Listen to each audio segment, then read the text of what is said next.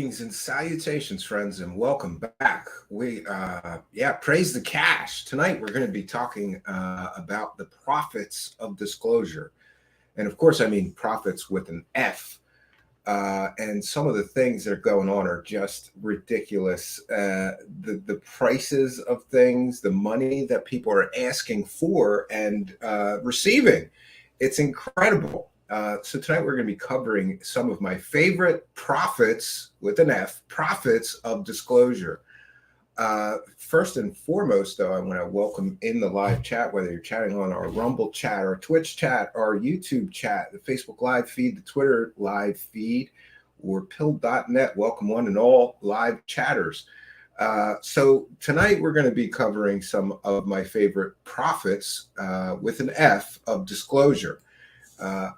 A lot of people who aren't into UFOs and aliens might be surprised to find out that there are so-called disclosure advocates who, many of which are making millions of dollars or have made millions of dollars over the course of their careers, advocating the transparency and disclosure of all the government knows about aliens and UFOs and alien visitation on Earth.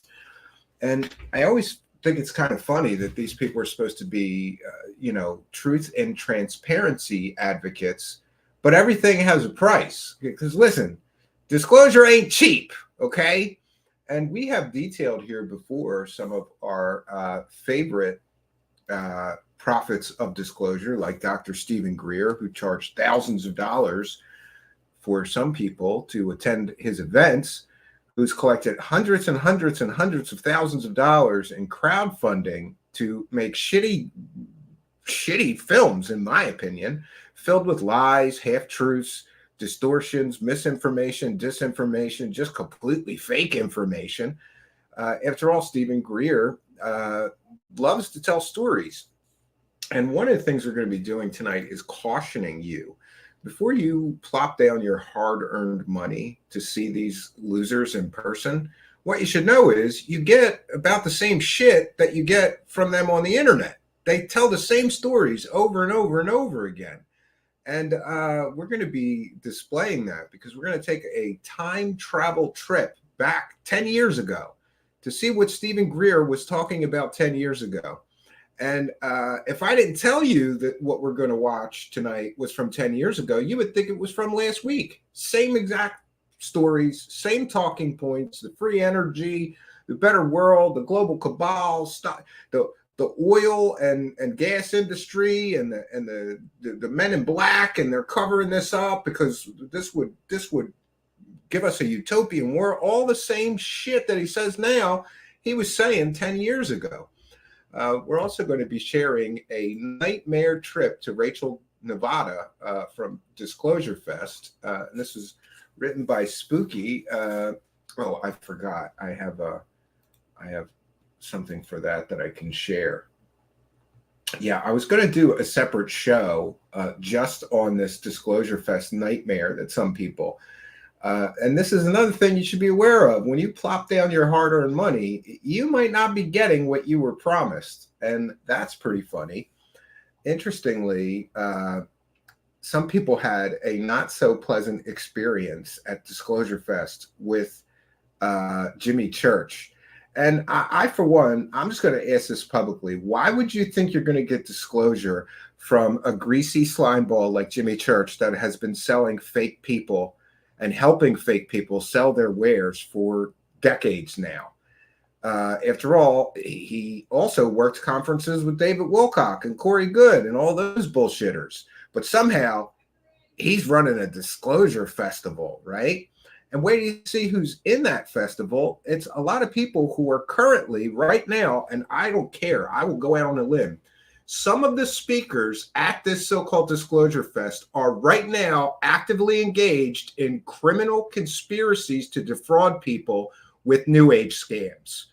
Nothing says disclosure or credibility like booking literal people who are running criminal scams against the New Age community right now. What sometimes I just shake my head. Like, you think you're going to get disclosure from people who are running New Age scams right now?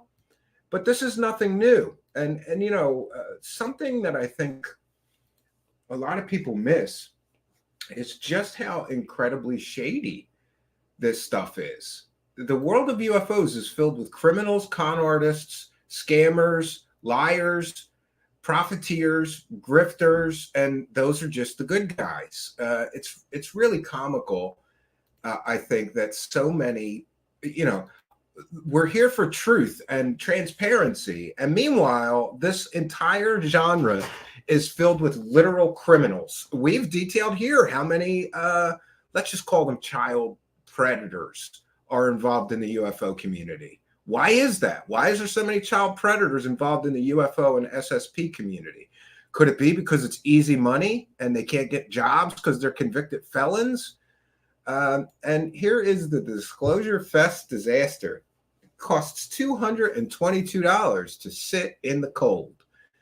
Some people paid $222, and then they were starved in the cold, right? But it's okay. Listen, Jimmy Church got paid. So it doesn't matter if you had a terrible time at Disclosure Fest and it was a total disaster and you were sitting in the cold freezing and you were starving because they didn't give you the food that they promised you. Yeah, $222. They couldn't even give the people the meals they were promised. Great job, Greasy Jimmy, right? And by the way, we're just going to do a quick review of some of Greasy Jimmy's latest garbage. He backs the Atacama humanoid, right? He's promoting that with Christina Gomer. So I'm asking everybody that is publicly promoting or profiting from the Nazca mummy hoaxes the same question, and that is, Jimmy Church, can I dig up your dead relatives and then rip their bones apart and then glue them back together and plaster them to look like an ET? Because if you're okay with other people's relatives being dug up and mutilated and mangled so that you can make $1, how about I make $1 from digging up your dead fucking grandma, you slimeball piece of shit, and gluing her back together as an alien? And I'm tired of these grifters. I'm tired of these scammers, right? There is no excuse for promoting a story in which a con artist robbed graves, ripped people, dead bodies apart, including dead babies, glued them back together, and pretended it was alien. But Jimmy Church and Christina Gomer will sit there like idiots, pretending it's all real, pretending they don't know what it really took to make that hoax work. So if anybody knows where Jimmy Church's dead grandmom is buried, let me know. Let me know, because I got some money to make, Slimeball Jimmy Church. I'm here to make some money. And if you're okay with other people's relatives, ancestors being dug up and their corpses mutilated, then he should have no problem with somebody digging up his dead grandmom and doing the same thing, right? And by the way, somebody asked him recently about Corey Goode, and he didn't want to talk about it. This man made money pushing a totally fake secret space astronaut for years. This man made money promoting the Dr. Jonathan Reed hoax. You remember that guy, fake doctor, had an alien in his freezer, right? Turned out he wasn't a doctor. Turned out his whole work history was fake. Turned out he paid off a couple of guys that worked at the local gas station to help him perpetrate that complete and total hoax. And who else promoted the Dr. Jonathan Reed hoax? Oh, that's right, Jaime Maussan. So you see, this is all just, they're all buddies. Let's all make money from this fake shit, right? It's all connected. So we're going to get into the Disclosure Fest disaster. But yeah, let's do that first. And I've put a link to this article in the description of this video. It's from Spooky Speaks, but it's written. A nightmare trip to Rachel, Nevada, Disclosure Fest 2023, on the trail of the Cosmic Con Men. I should have trademarked that term. Anyway, on Friday, the 10th of November, 2023, the Luxor Hotel and Casino in Las Vegas was flooded with hundreds of patrons to a large New Age ufological convention, Stairway to the Stars, Disclosure Fest 2023. Its eclectic cast of characters, some dressed extravagantly, littered the halls as they perused the crystal booths and healing prisms in the vendor area. On the stages, various speakers from the New Age community presented information that is probably not verifiable to people all too willing to part with their cash to learn it. It was just another New Age convention. It was $77 just to access the vendor hall. Everything in this Disclosure Fest was an add-on. Like, oh, you want to go see the vendors? Give me another $75. And by the way, I just want to make some comments here. So all these people are paying all this money, and who do we get? We get Bashar, who claims to channel aliens, right? But the aliens told him to put everything behind a paywall, because that's what aliens would do, right? Hey, we're going to give you ultra secret, top secret, world-changing information from the stars. We're going to channel it to you, and you can share it with Earthlings, but make sure that you get them to get behind your paywall so that you can make money.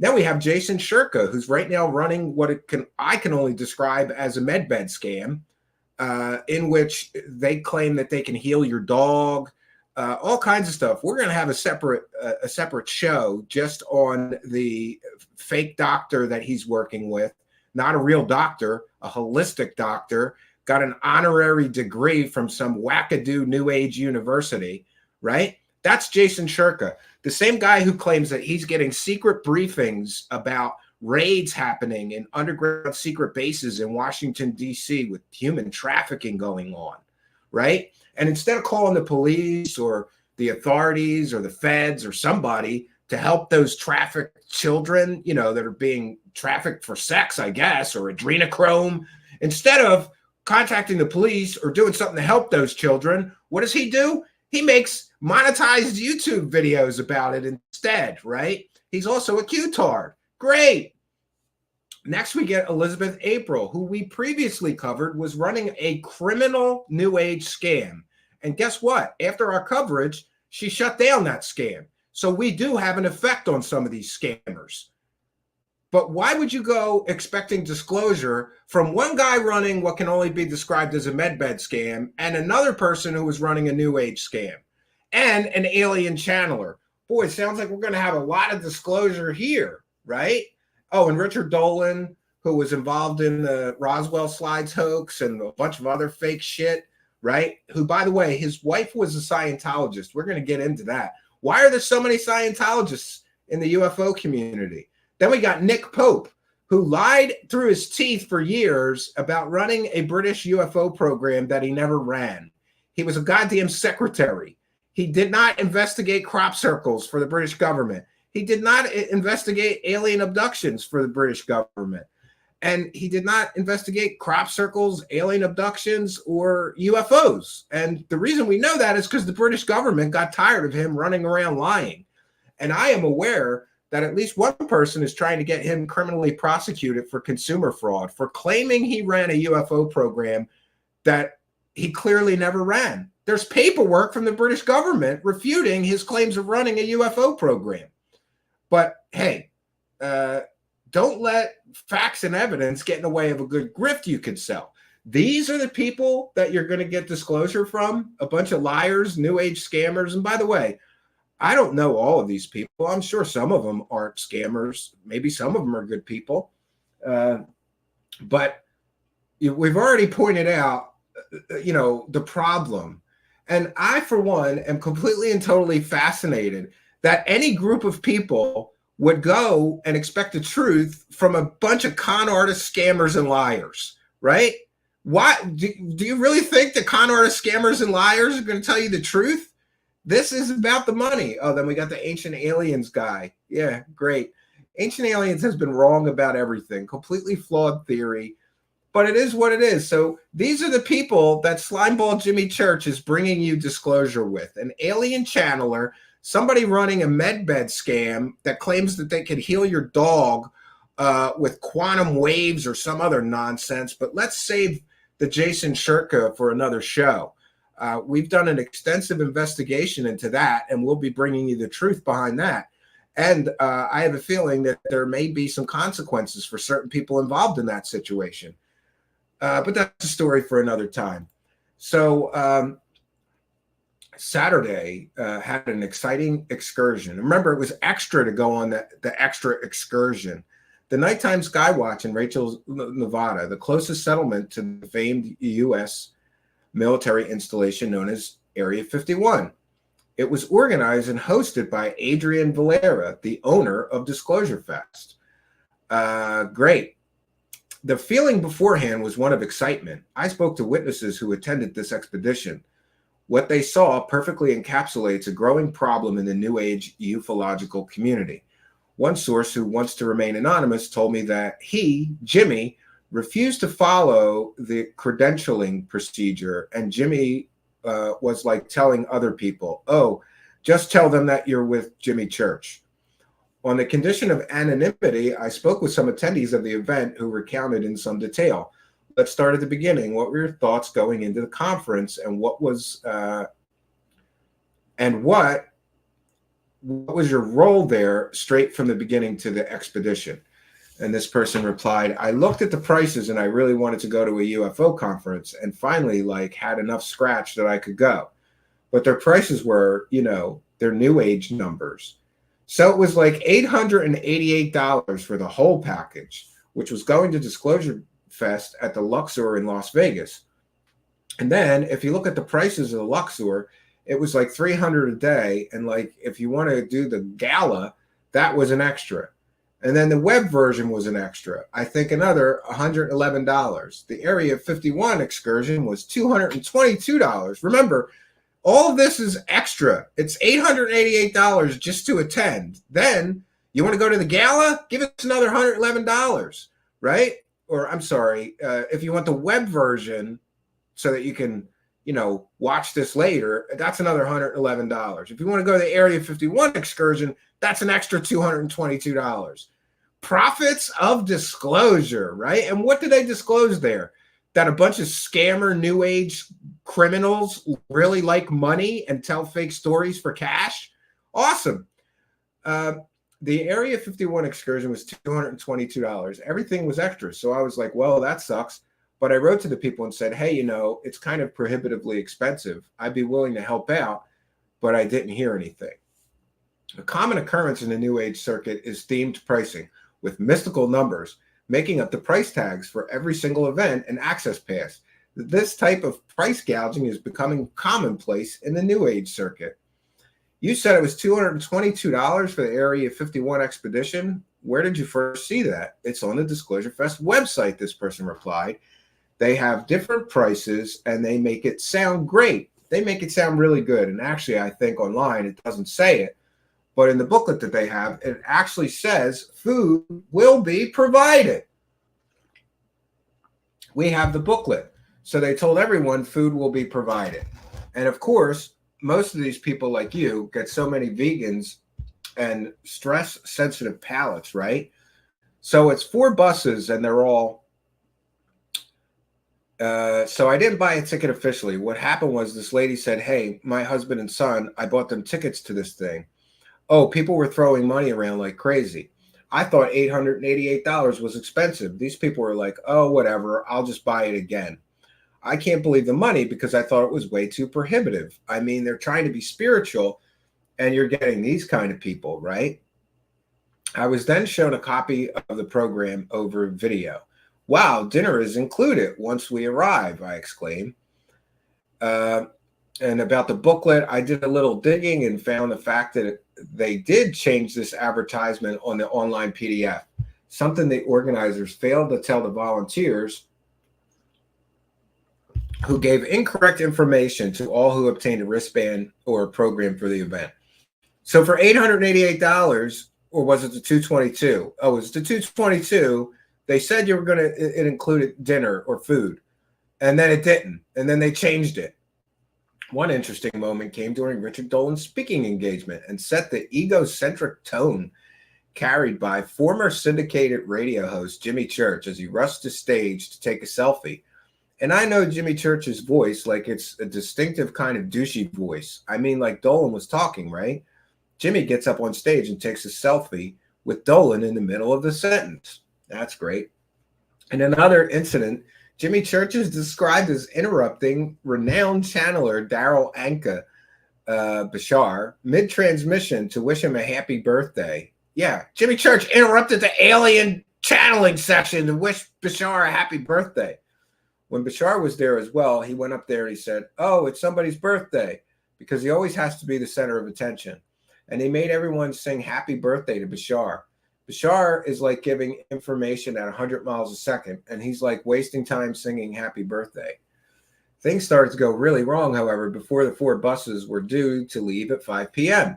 The bus drivers were arguing. Jimmy Church wanted the expedition to return before 12 a.m. so he could get back by midnight to party at Velvet again. But the drivers were adamant it would not be possible, proclaiming we'd have to leave by 10:30. What was the general feeling like? Are you guys grouping up to get on the buses? This person replies, very excited, but I was like, don't put me on that bus with Jimmy Church or I'll jump out the window. And there were people that requested the Jimmy Church bus. They were like, hey, I just want to say I'm with Jimmy Church so I can be on the Jimmy Church bus. I'm sure he told people like, oh man, I'm going to have the party bus. Yeah, you want to party with a greasy old man? Great. It's going to be super fun. So it was an element of truth to that. So we get on our bus, you know, they counted people off and they thought they may have oversold it. But I guess enough people didn't show or whatever, but they made it. There were 200 of us in total on the expedition. Just prior to leaving the attendees, some 200 of them were told it's going to be really cold, leaving not much time to better prepare. And what with they set off around 30 minutes late at 5:30 p.m. Things quickly went downhill with one bus getting lost. Another one had a new driver who would only drive at 30 miles an hour, the attendees stated. And also there was another bus that had a very new bus driver that wanted to drive slowly. It was terrifying. The road was windy, so this bus driver was apparently driving like 30 or 40 miles an hour. And then another bus apparently got lost. So we pulled over kind of waiting for a catch up for these other buses. The situation didn't improve. The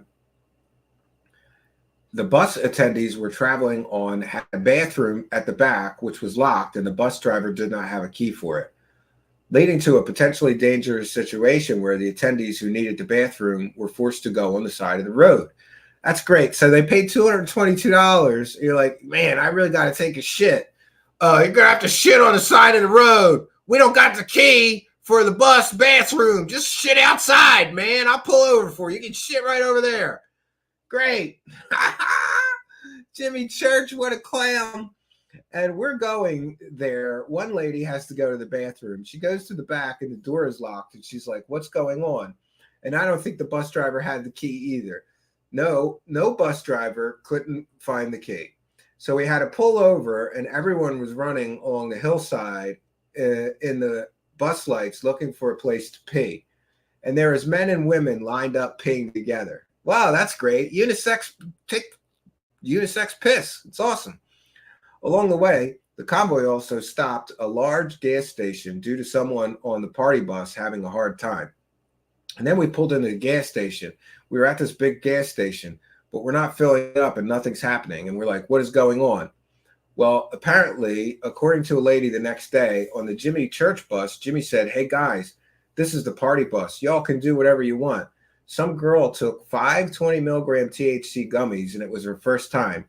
She had a bit of a freak out and they were trying to move her to another bus as the woman who was having the reaction and her mother and the lady that was a nurse got onto a different bus. 3 men arrived and they didn't have seats for all of them. And then some drunk girl from Jimmy Church's bus tried to get on another bus. And then at one point they had to stop and meet on the side of the road. I think because the bus driver can't legally go if they don't have the right number of people. And it was a clown show. Interestingly, Jimmy had been touting a surprise speaker with rumors it was famed guitarist Carlos Santana, who donated a signed guitar for the raffle event. This allegedly fell through, and James Fox, the documentarian, was tapped to replace him as one of the surprise speakers. While attending this event, James Fox was billed to be presenting his film Moment of Contact to the conference, something he ended up missing due to being requested to attend this trip, something I am sure the ones who attended the screening were thrilled with. Yeah, that's great. So James Fox was supposed to be at the conference for the screening of his film. He wasn't there. So you paid $888 if you wanted to see James Fox. Sorry, not sorry. Remember, disclosure ain't cheap, and there ain't no refunds. Eventually, they arrived to Rachel, Nevada after 8:30 p.m. They were met with a large group of chairs and screens not far from the inn. By the time when they got us to the Little Alien, which we thought we were going to Little Alien, and then we were going somewhere else. But as you pull up, you see like it looks like a wedding setup. All the chairs, all their white chairs lined up, monitors out. Yeah, 3 big monitors. But if you watch the show Skinwalker Ranch, it kind of looks like that. So it kind of looks like, oh, this is going to be cool. So we all went in to presumably get food, get drinks, whatnot. And this place was not prepared for that many people at one time. So it's good all the buses didn't get there at the same time. It would have been way too many people in one establishment. The Little Alien can't accommodate 200 people at once. It'd be lucky if it could accommodate 30 or 40. Anyway, it would have crushed them from that. It said food and then vegan options, but they're all prepared on the same grill, right? So not truly vegan if you think about it. And then they didn't have enough help, so they called one of the regulars who was having a grand old time talking up all the ladies in line. They pulled him from the front to help in the kitchen. And there was these 2 locals and they're getting drunk. And like one of them puts the alien mask on from behind the bar so everyone can take pictures. And the other guy, they pulled him behind and had him work the kitchen because they were just running out of stuff. And there were only 2 of them back there, 2 cooks. So they couldn't like cook and go get things that they needed. At this point, I was surprised at the lack of communication between the event and the owners of the restaurant. So I asked, so did you get a sense that there was no organization between the expedition and the Little Alien? And this person replies, no, because the restaurant was like, wait a minute, we're not paying. I mean, like, y'all didn't pay for that. When people are like, oh, I didn't bring any money. And they're like, well, sorry. So they advertised on the flyer that dinner will be provided, but the restaurant didn't know anything about it. And this person replies, yeah, that's great. So they told everybody they're getting dinner. People get on this bus to Shitville with Jimmy Church, the party bus, right? And then they get there and they order food thinking that it's just included. They don't have any money. Great. But they were also selling Area 51 bracelets at the venue, at which time you pay for it. You get your bracelet, and then you're told by volunteers what's going to happen. And we were told meals included. So that's what they were telling people. Online, when you buy it, apparently it does not state according to multiple people. The witnesses continued their story. Eventually, the lost bus made it. The other bus made it. I think the girl had to stay in the bus the whole time. There were porta potties there. Thankfully, it was freezing, 20 degrees. Once they got out to the night watch area, they gathered around a small fire. So apparently they ran out of firewood right away that they'd allocated. And that drunk man who was sitting at the bar, the one sitting to my left, who also worked in the kitchen, was like, I just felt sorry for you all. And he lives locally. So he went and got firewood and he brought it for them, a truckload of firewood. And he was just dumping it out. And I was like, but that's the guy from the bar. And he goes, I felt bad for you all. Like, it's cold out there. I just thought you need some wood. There was also broken up furniture in the firewood. That's great. So people paid $222 to sit around a trash fire, right? Great job, Jimmy Church. A trashed fire. But it's 20 degrees and you're freezing. So I guess they were happy to have a trash fire. There was broken up furniture in the firewood. So that's treated wood that you're putting on a fire. And all these people are inhaling. But anyways, thinking of all these people inhaling it, the heat only reached an 8-foot radius. You're burning if you get too close. But if you're too far back, you don't feel a damn thing. And you got 200 people. Yeah, one little fire for 200 people. And it's a chemical fire. A trash fire. Yeah. But you have people who saw an opportunity early on, drag some chairs over, and they did not move their asses for those chairs. These are 3 spiritual high up people in the spiritual world, and they, I guess, felt they deserved a little more credit. They deserved more. So they put their chairs at the exact distance where you wouldn't be too hot and you wouldn't be too cold, right? But behind that, it's freezing cold. Yeah. And then, like, in front of that is too hot. So, like, they're just at the perfect temperature for themselves and for everybody else. A lot of people were like that. I mean, we could have done like a bicycle chain marching thing, so that everyone gets some warmth. Who do you think was in charge of organizing that expedition? And this person replies, I think there was a lot of people in charge of organizing it, and maybe too many. I guess when he was confronted about leading people astray in their behavior on the bus, he was like, this is my thing. This is my event. And somebody is like, no, this is not. You are not in charge. And it was shut your mouth. I mean, he'd been drinking. And I mean, he was not in charge of anything. They had set up 3 screens that would display outputs from the night vision binoculars that had been passed around. But with 200 people, many, many people did not get any chance to use them. Maybe there are too many moving parts to coordinate. There's more than one person doing the coordination. They had these 3 screens. Nobody wanted to sit in the white chairs, freezing. But then they had these 3 screens, and it looked like a colonoscopy. Their little monocular or whatever. And as they hooked us up, they're like, what the F am I looking at? Like, I didn't see anything in there, but Jimmy Church yelled. Jimmy Church yelled out like 2 or 3 times. Did you see it? It's there. Oh, did you see that? And people were like, oh, I saw it. And I'm like, I didn't see shit. Hold on a second. We're going to check that out after we're finished with the article here. Not long ago. Jimmy didn't stop there. He invited a man to speak about the 7 sisters, a new age term for the Pleiades constellation. They did try to have Jimmy, hey, this guy is going to tell a story about the 7 sisters. And they were talking about the 7 sisters, and he was like, yeah. And they were all raped. Yeah. The 7 sisters were all raped. Great. And then it was, then somebody was saying something about fertility, women's seasons. And like, yeah, I mean, I'm like, excuse me, you're a mixed company. I don't want to hear about this shit. Misogynistic jokes. Anyway, I feel like it was good intentions, but maybe executed in the not executed in the grandest fashion. Jimmy was like, oh, let's just do this by the fire where it's going to be a lot warmer for me.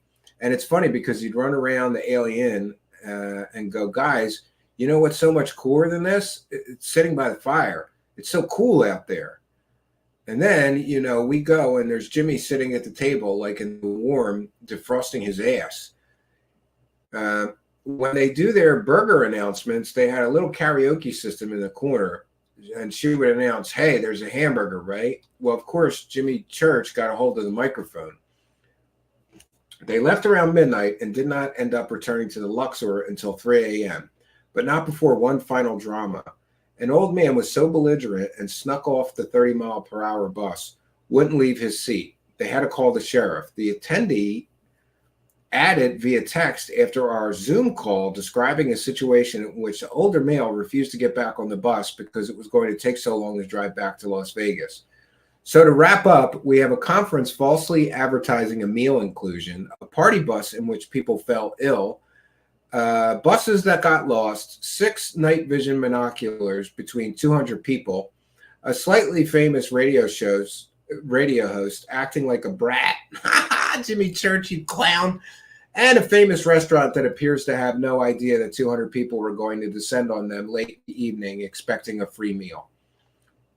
My final question would be, do you think that expedition was worth $222? And this person replied, absolutely, absolutely not. Didn't ask for a refund, didn't have a great time, but instead have a good story. And it's supposed to be for charity. Yes, definitely an experience. I don't think it was worth $222. Well, it was called a donation. It says donation, every single one of those little tiers, which is funny because then I should be able to donate whatever I want. I would probably pay tens of dollars for this experience. Oh, look at this. That now there are people watching this going, man, I should have gone. Yeah, you should have. Yeah. So you could freeze your butt off, right? You could freeze your butt off in the freezing cold around a trash fire with Jimmy Church while you're getting starved, right? While you're getting starved. 1 second here. All right, let's get to our next bit here. 1 second here. I was going to share some of that Skywatch. Yeah, I hear. We'll show you the trash fire. This is what you get for $222.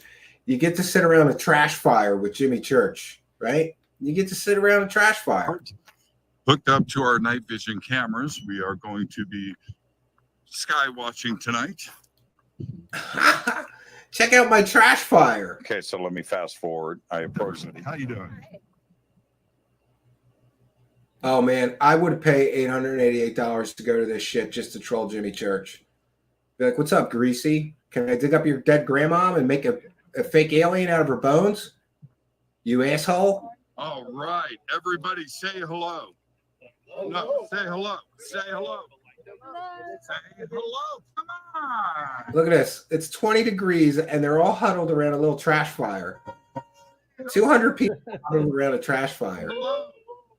Nothing says fun like freezing your ass off around a trash fire that's burning processed wood. Great. So, by the way, this is fair use. This is transformative work, Jimmy Church. Okay, I'm going to pull that out. There's just too much. This is a long video, but that was Area 51, Rachel, Nevada, and the setup and the thing, and everybody had just an amazing time. Everybody had an amazing time. We just heard that not everybody had an amazing time, Jimmy Church. You are a liar, my friend. Jimmy Church is a liar, right? Everybody had an amazing time. People were freezing their balls off around a trash fire with you, you loser. And that means that would have cost $888 plus $222 to attend this bullshit. Over $1,000. And what do? You get to listen to a bunch of scammer liars, that some of which are literally running new age scams, criminal scams right now actively. That's what you get at Disclosure Fest. Awesome. Absolutely awesome. All right. We are going to go to our next bit, which profits of disclosure. It gets better and better. So that's one thing. You can go pay $333, or excuse me, $888 plus you can pay $222 to sit around a trash fire with Jimmy Church. Now we're going to talk about Danny Sheehan, because this is absolutely goddamn ridiculous. Danny Sheehan has an organization called the New Paradigm Institute, and on his own website, it says you can donate $1,000 to gain privileged access to inside information. Right?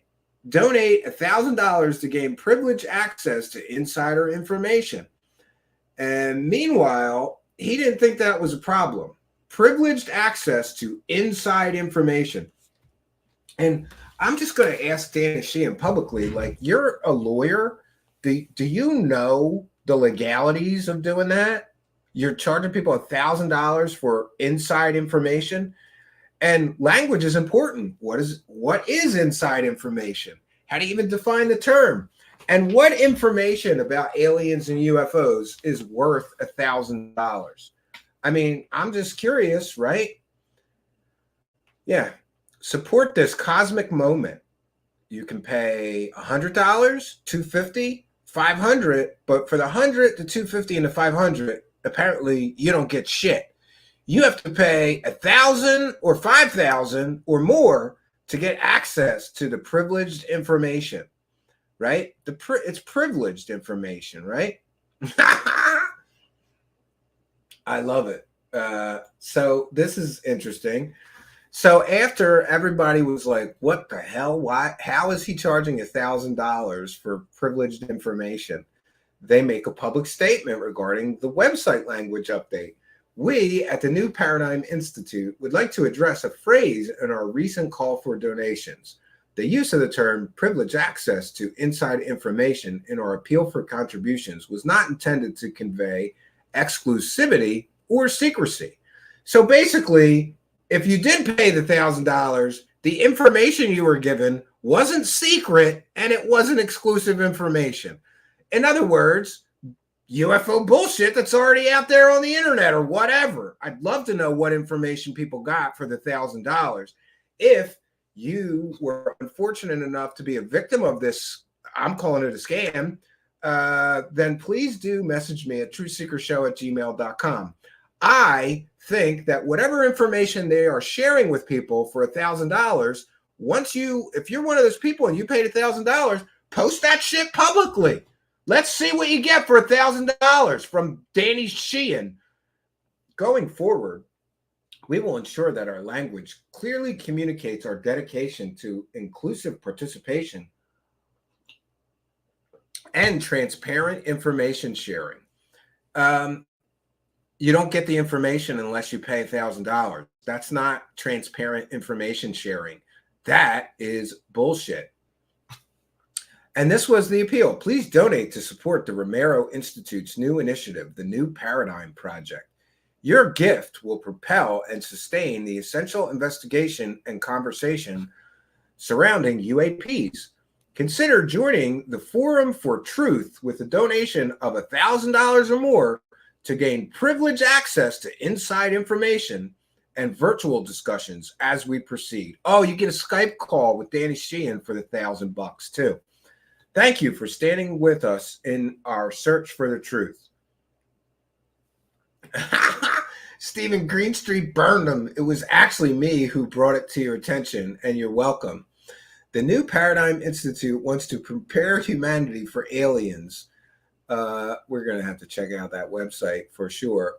newparadigmproject.org. Founded by Danny Sheehan, lawyer for debunked UFO missionary Lou Elizondo. NPI is asking for money donations to support this. It's asking for money donations to support this cosmic moment. $1,000 will buy you privileged access to inside information about UFOs and aliens. NPI is currently pushing Congress to write and pass UFO laws that will no doubt benefit members of this new age millenniarium movement. Some congressional leaders are currently all in on this nonsense. Earlier this year, I exclusively reported this alien circus began in 2017 when the media and Congress were duped by a false story promoted by deceitful UFO activists, and they continue to be duped to this day. I think it's great. And by the way, there's somebody in this, I'm going to message them. There's somebody in this thread. This person says, soliciting donations with the promise of privileged access to insider information of any kind does not sit well with me. I will be unfollowing you. The use of the term privileged access to inside information in our appeal for contributions was not intended to convey exclusivity or secrecy. Rather, it's meant to foster a community of informed individuals. And the contributions that we seek are intended to support rigorous research and public education campaigns. Thank you. We hope you continue to follow our journey. Oh boy, that's something else. But let's check out the website, right? Let's check out the website. Look at that. We'll donate. Well, that's what happens when you donate. Donate to the New Paradigm Institute. Your gift will propel. Yeah, so they just removed the part about the exclusive information. You don't get exclusive private information. 250 once. No, thank you. Yeah, look, you can pay by the year too, right? You can give $1,000 or more. I'd like to cover the cost of the transaction fees for my contribution. This guy's so greedy, he wants you to pay the fucking PayPal fees. or the credit card fees, so that he can keep more of the money. Jesus God, like how greedy can you be, right? Oh, and I'm sorry. Badly designed website. It goes to a new tab when you open something instead of changing in the tab you're in. So yeah, they just took out the you get privileged insider information. But let's see, what is the new support the UAPDI? They want to support the Disclosure Act about the new Paradigm Institute. Founded by acclaimed civil rights and constitutional attorney Daniel Sheehan, is dedicated to advocating for the public release of information held by the government surrounding the issue of unidentified anomalous phenomena. Hey, Danny Sheehan, how about you release that information that you were going to charge $1,000 for? You know, in the interest of disclosure and transparency, right? Our government keeps too many secrets, especially and including UAP. The public has the right to know what the government has learned after decades of study. The time for excuses, opaqueness, and cover-ups is over. Congress can't justify continued secrecy. Congress can't say the time isn't right. The public has waited decades for the truth. If not now, when? The public deserves an honest and transparent government. Now is the time to unite in a common cause and set aside any partisan differences. Now is the time for action. That's why we are launching initiatives to compel disclosure and transparency. Please join us in this fight against excessive government secrecy. Together, we can win disclosure of the truth and the reality of UAP. And here's where it gets interesting, friends. The New Paradigm Institute is a project of the Romero Institute, a 501c3 nonprofit interfaith law and policy center, formerly known as the Christic Institute. Romero and Christic are known for such legal campaigns as the Karen Silkwood and 3 Mile Island nuclear safety cases, the Greensboro case against the Klan and Nazis, the first sanctuary defense case, and Iran-Contra case against the Enterprise, and the Chase Iron Eyes case at Standing Rock. These legal and policy campaigns were supported by large alliances and national, international, religious, social ministry communities. But here is what's going to be interesting. It's a 501c3, which means they have to say how much money they're collecting, and they have to say what they used it for. So I will be filing requests with the IRS to get all their paperwork. And we're going to find out how much money Danny Sheehan is collecting for this bullshit disclosure initiative. And we're going to bring you the truth. I am betting that he's going to collect hundreds of thousands of dollars for this. And what is he going to do with that hundreds of thousands of dollars? And, not for nothing, but I'm just curious, why would you go look for the truth from somebody who's charging $1,000 for insider information? Then when they realize, like, oh, people really don't like that, we're a disclosure organization and we're charging $1,000 for some information, which, by the way, is not secret and not exclusive. So what the hell were they charging $1,000 for? Right? Amazing. Take action. Tell Congress to support the Unidentified Anomalous Phenomenon Disclosure Act. Yeah, that's pretty much dead on arrival, right? I love how some of these guys just start a nonprofit and they just think they're going to collect all kinds of money, right? And by the way, Danny Sheehan recently made some completely and totally false claims. So you want to give this clown money? This clown co-signed Stephen Greer's lies for years or a decade, right? He was like Stephen Greer's lawyer, and he co-signed Stephen Greer's lies over and over and over again. You're going to get disclosure from a guy who's been propping up a proven scammer and liar in the form of Dr. Stephen Greer for years, right? Oh, who else was he a lawyer for? Oh, that's right. Lou Elizondo, the fake Pentagon UFO program director. Nothing says credibility of a disclosure advocate like he represented one of the biggest UFO scammer liars in history in the form of Dr. Stephen Greer, Then he represented a fake Pentagon UFO program director who never directed shit involving UFOs for the Pentagon. Yeah, let's give him money to bring us disclosure. Boy, sometimes I think some of these disclosure bros are just idiots. How stupid do you have to be to think that you're getting truth from people that are all liars and scammers, right? You're going to get the truth from people, right?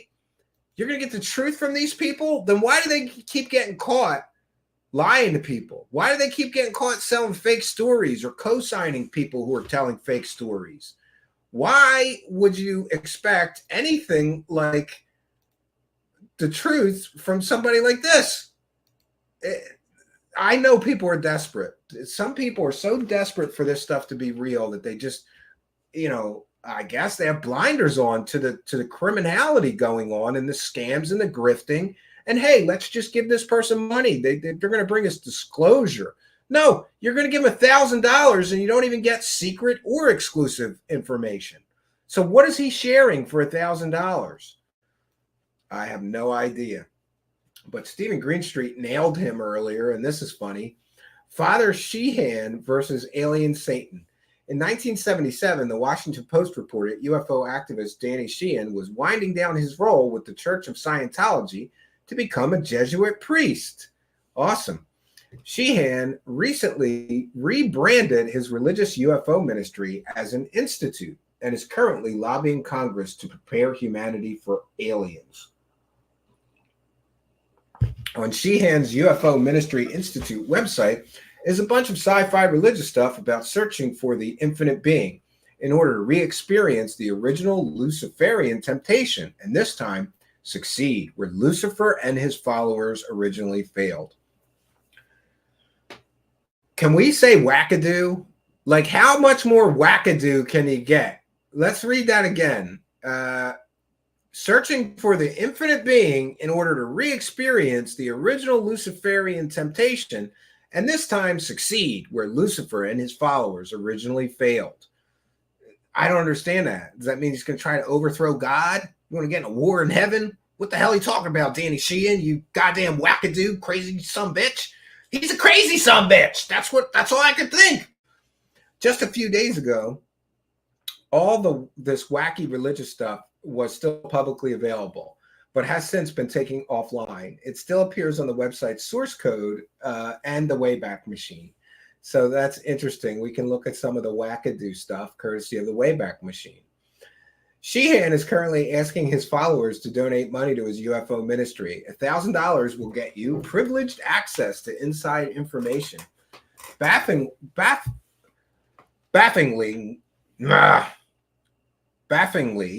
most of the mainstream news media in the United States Congress continue to fall for all of this new age UFO nonsense. You gotta like this. 1 second. I'm trying to find that. What happened to the link here I wanted to see some of the new age nonsense. 1 second here. Let's get that back.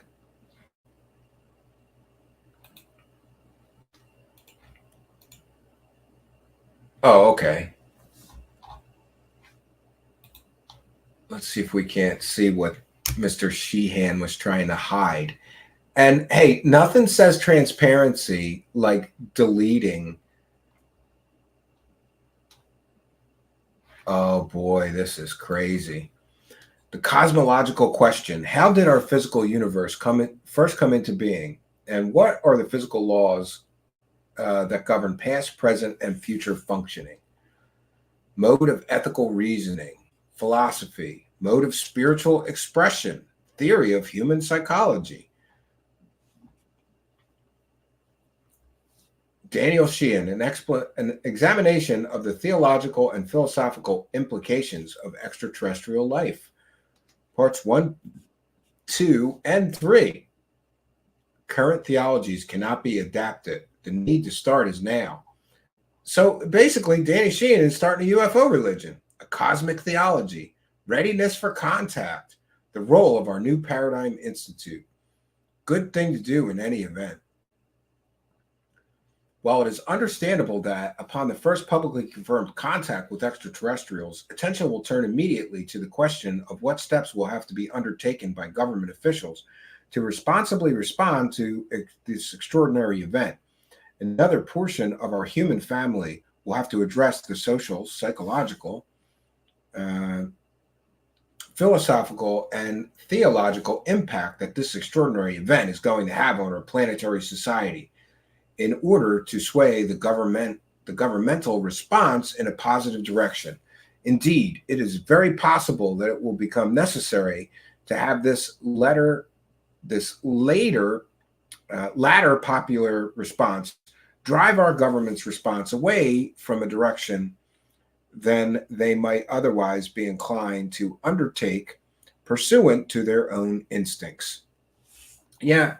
So Danny Sheehan's starting his own UFO religion, right? We got to prepare the world for the coming of the aliens. And isn't it great? Like, where is his, there's no caution. These guys just throw caution to the wind. Oh, definitely.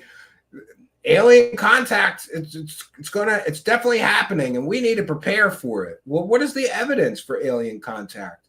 What is your evidence that any of this is real? You co-signed Dr. Stephen Greer's bullshit for years, and he was wrong about everything. Hasn't shown one single bit of proof of any of his bullshit stories in 30 years. You were right there, right, for that. These guys have nothing. They have no evidence of anything. And they certainly don't have any evidence worth $1,000. That much I am completely and totally sure of. Now, I just wanted to take a moment. This one, next we come to, oh, and by the way, Danny Sheehan was directly involved with the Church of Scientology. And boy, we're going to do a separate show. I just want to make sure that we touch on this. And that is that the UFO world is absolutely inundated, filled with Scientology cult members, which it kind of makes sense because they believe in the Xenu aliens and all that shit. So it does kind of make sense. I can understand why there would be Scientologists involved with UFOs and aliens because Scientologists by nature believe in UFOs and aliens and all kinds of wacky shit. Did you know Richard Dolan's wife, high-ranking Scientology member? Did you know Hal Puthoff, high-ranking Scientology member? And did you know that Christopher Mellon's brother, high-ranking Scientology member? Christopher Mellon's brother, Matthew, found in Scientology's membership log from March 1997, alongside Kirstie Alley and Andrew McCullough. Matthew Mellon was married to Tamara Mellon from 2000 to 2005, who has ties to Scientology and was once touted as being in the lineup to be Tom Cruise's next girlfriend. Interestingly, Tamara ended up marrying Tom Cruise's agent, Michael Ovitz, who is friendly with David Miscavige, leader of Scientology. So just wanted to touch on this. We've got an awful lot of Scientologists involved directly with the world of UFOs. Like I said, Hal Puthoff, Richard Dolan's wife. Now we find out Christopher Mellon's brother, Scientology member. And by the way, a lot of these people aren't just practicing Scientologists. They're like upper level nut jobs. They did the whole Xanadu course and found out that Xanadu, and they stayed. Hal Puthoff claims that he was just researching Scientology because they claimed that you could get superpowers. But there's quotes from Hal Puthoff in Scientology literature claiming that he got remote viewing superpowers from his practice of Scientology. And but apparently, Hal Puthoff left the church years ago.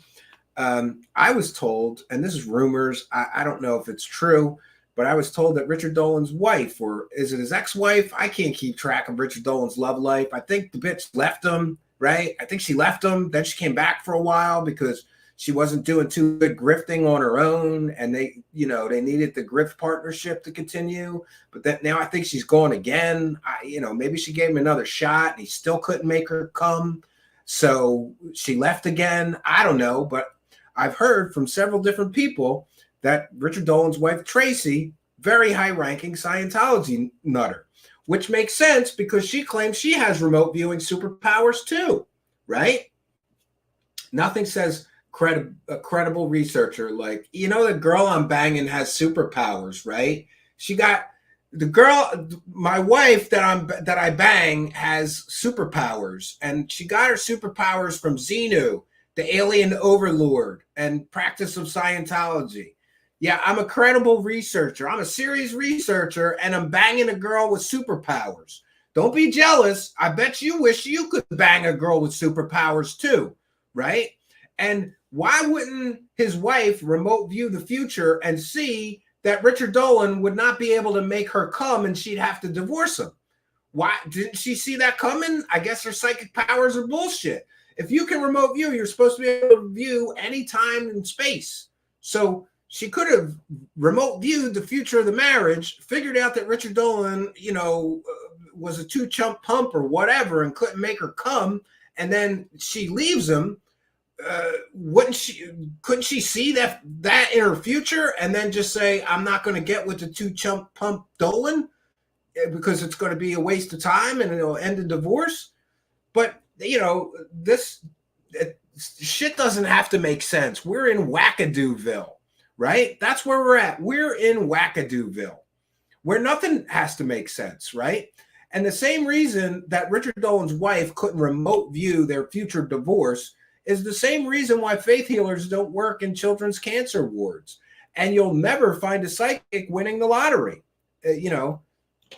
So next on our list of prophets of disclosure, I think this one is just ridiculous. 1 second. And that would be Stephen Basset. He's a disclosure advocate. And what does Stephen Basset do? He collects money so that he can lobby the government for UFO transparency.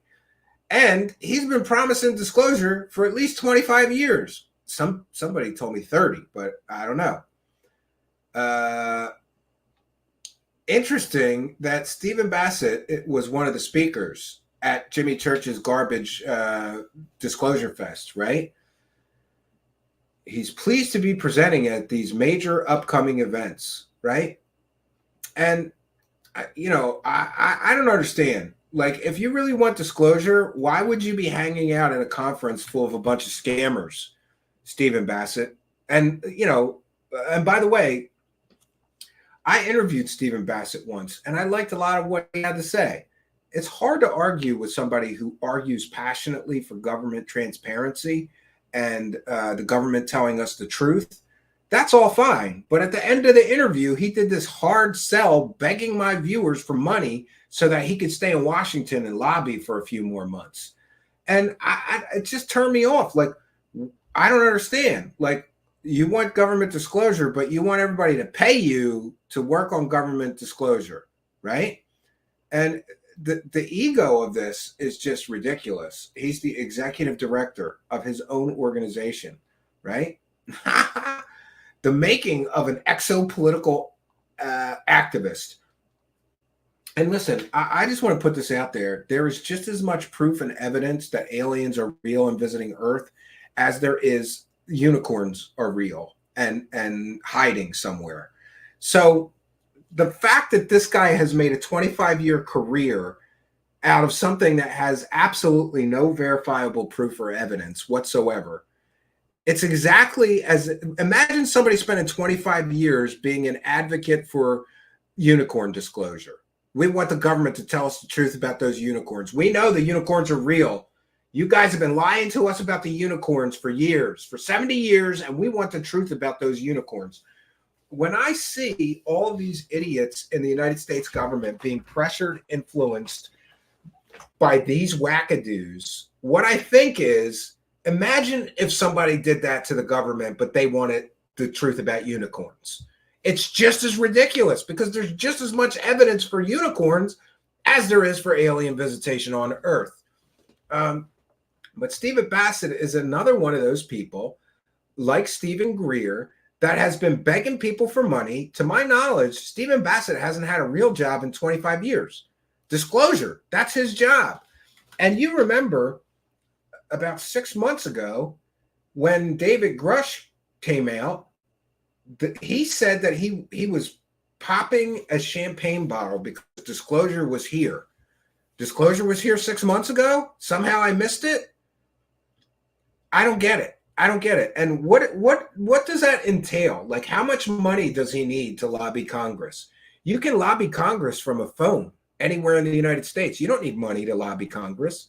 You call the Congress people one by one, and you voice your concerns. Now, they may or may not listen to you. Write some letters. It doesn't cost money to lobby Congress. It costs money to live. So basically, Stephen Basset wants you to pay all of his bills. And in exchange, he'll call some Congress people once in a while. And he'll give some impassioned speeches about government transparency and disclosure. But disclosure ain't cheap. So you got to give him money to do this, right? And the fact that this, listen, let's just say that he is doing all the lobbying and advocacy that he claims he's doing with all the money. By the way, Stephen Basset, I'm going to publicly ask you, how much money have you made off of disclosure in the past 25 years? How much money did you make on disclosure? Because you're a goddamn failure. 25 years you've been working on this shit and we haven't got disclosure? You've been working on this for 25 years and we haven't got, they haven't disclosed shit. Where's all the money, Stephen Basset? But he's popping some champagne because David Grusch came out and disclosure's already here. Great. Anytime this clown asks anybody for money, just play the clip of him saying disclosure's already here and he doesn't need any new money ever again. Because according to him, 6 months ago, disclosure is already here. So why does he need any more money? Disclosure came. That means the grift is over there, Mr. Basset, right? The grift is done. I don't understand anybody paying this man a dime, right? And then, of course, he gets paid to speak at conferences. He gets paid for online conferences, whatever. He's been a failure at the disclosure movement for 25 years. If he was good at it, I'd even give him money. But what has he disclosed? Stephen Basset has disclosed that he doesn't want to have to work a real job like you regular people slobs. He just wants to collect money, and every once in a while, I guess he calls a congressperson or he visits Washington, D.C. to take a picture like this. Doesn't live in Washington, D.C., to the best of my knowledge. I don't understand anybody giving a guy who's been a failure for 25 years who says disclosure already happened any more money. But that's just me. Yeah. So Stephen Basset, disclosure advocate failure for 25 years. But hey, send him some money and he'll keep trying, even though he said disclosure already happened. Hey, Stephen Basset, that's great. That means you're out of a grift. You got to find a new grift. Maybe you could try the unicorn disclosure grift next, right? Because you said disclosure already came, so you're out of a grift. You've been grifting this for 25 years. And this dude is one of those, next year is the year of disclosure. He's been saying this shit for 25 years. And I got to admit, when I first heard him 20 plus years ago, I was impressed. I was like, yeah, this guy really knows about the government keeping the secrets. And he's right. We should push for disclosure and transparency. But, 20 years in and he hasn't proven shit. Nothing. But he has proven that he loves money and doesn't want to work a real job like the rest of you slobs have to. So send him some more money. Great. Disclosure Profit with an F. Profit. I'm sorry, I missed these. New Paradigm posted a new statement. Check message. Thank you, Spooky. I appreciate that. Deb from SAC, thank you. Deb from SAC is also a member. Thank you for that. Kind and generous $10. Says this is awesome. Disregard previous super chat. Oh, I covered the statement. Yeah. Jeez, man. Spooky has no faith in me. Like, you didn't think I was going to catch that and read that? I did. It's okay. But I got $4 from you. So, thank you. Praise the cash, bitches. And then we have Patrick Sheehan, a longtime show supporter. Thank you very much for the $9.99 super sticker. Wow, such generous people. I want to thank all of you for your kindness, generosity, and support. We want to take a moment to thank you Patreon supporters and YouTube channel members. I'll be doing a members and Patreon stream from the cabin this weekend. So you get some extra goodies this week. And thank you, Patrick Sheehan, Deb from SAC, and Spooky, and all you Patreon supporters and YouTube channel members, Twitch subscribers, PayPal pledgers. Thank you all for helping us to praise the cash. Praise the cash, praise the cash, praise the cash. Yes. We thank you, Patrick Sheehan. So we are going to move on. I found something, or I think actually Spooky found this, and it is a laugh riot. This is Stephen Greer speaking at a very expensive disclosure conference 10 years ago. And when I started listening to this, I was like, oh my God, he's saying the very same shit during this that he says now. Like nothing has changed. For those unaware, Dr. Stephen Greer is the most successful disclosure grifter ever in the history of disclosure grifting. He's made millions and millions of dollars, and he's never proven anything. He's been caught lying so many times, I've lost track. He lied and said he briefed every sitting U.S. president since Ronald Reagan. He lied and said he briefed a sitting CIA director. That guy, James Woolsey, got so pissed at this guy running around lying about him that he wrote a letter and a statement correcting Stephen Greer. No, you never briefed me. Don't lie to people. He lies and says people got murdered on his team. There's no police reports. And by the way, I'm stupid enough. I went and checked. I went looking for police reports. I talked to law enforcement local to his home and the home of his team member who he claims was murdered. There's no police reports. The police didn't know anything about it. They're like, no, that's a natural causes. That's a death from natural causes. That wasn't a murder. Who's saying it's a murder? Then I have to explain that there's this Dr. Wackadoo, Dr. Stephen Greer, running around saying that the men in black murdered members of his team. Greer is a joke at this point. He's another one like Stephen Basset. Oh, disclosure's coming any day now. Disclosure's coming any day. He collected $500,000 to create a free energy device. We heard about that. Where's all that money? Then he goes on to collect another $500,000 just to make a film about free energy. He's collected $1 million on free energy scams so far. He's not done yet. It gets better. Chris Johansson says still won't get a job. Oh, Stephen Basset, Stephen Basset needs a job. Church is a grifter's mate, grifter's mole. Yeah, absolutely. So we're going to get into a little bit of this Dr. Stephen Greer speaking at a conference. I just thought it was funny that he's using the exact same talking points and bullshit and fake stories that he uses now. And isn't it interesting that even when he's called out on lying, for example, lying, saying he briefed sitting CIA director at the time, James Woolsey wrote a letter and said, that never happened. This guy's lying. He's misrepresenting things. He never gave me any kind of a briefing. He still uses that. Even after people correct him on his lies, he still keeps lying. That's the sign of a pathological liar. And nothing says credibility like his filmmaker partnership now is with Third Phase of Moon. Those two clowns that have made more fake UFO videos. They spent a decade making fake alien and UFO videos, making tens of thousands or hundreds of thousands of dollars on YouTube, right? Nothing says credibility like that. But I'm going to play a little bit of this because I just want to make sure that people understand that these disclosure prophets, and it's prophets with an F, these disclosure prophets are full of it. And the reason that you know they're full of it is because they never prove anything. This is 10 years ago. It's been 10 years. He hasn't proved any of this shit that he's going to talk about here. Now he comes up with whole brand new stories like the porta potty secret base. Totally ridiculous story. Like the plumber that went to Antarctica that he called a whistleblower, who has documents on his website that say classified as hell, that they claim are real government documents. It's absolutely ridiculous. This man is a walking clown show. He is a walking clown show. And when people wonder Why won't the government take UFOs and aliens seriously? It's because of all these fucking grifters. They're all grifters, right? Maybe if you got rid of the grifters and stop rewarding people. Why are people selling fake stories making millions of dollars?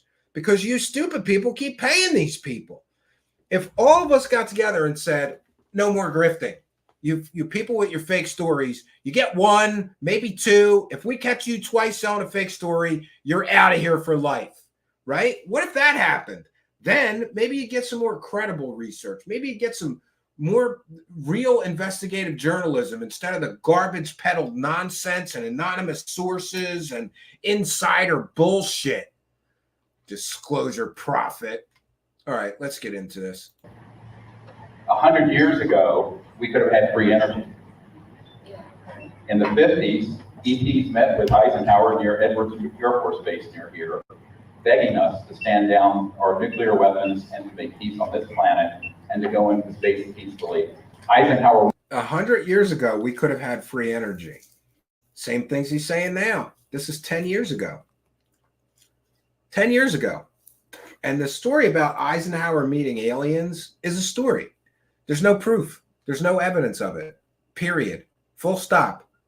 There's a lot of bullshit about that, including Laura Eisenhower claiming it's true. But Laura Eisenhower also believes that there's some kind of a, I don't know, thing on Saturn that eats our dark energy. She's a complete and total wackadoo. Wanted to do it. The military-industrial complex out Potsdam, the Rockefeller Commission in 1956, reorganized the Department of Defense and the CIA, and no president of the United States had control over those projects since, and I say this with authority. No president has had control of the UFO project since 1956, and he's saying this with authority. Whose authority? And you notice he's already pushing the free energy bullshit. He's pushing a completely and totally evidenceless story about Eisenhower meeting with aliens, right? Same stuff that he pushes now. It's bullshit. And I don't understand how anybody's stupid enough to believe that you're going to get the truth and transparency and disclosure from people who keep getting caught pushing completely, totally fake nonsense and keep getting caught lying. How many times is Stephen Greer going to lie to you before you finally say, yeah, I guess he's a con artist and a liar? Because you're looking at the guy who reads that level of folks watching.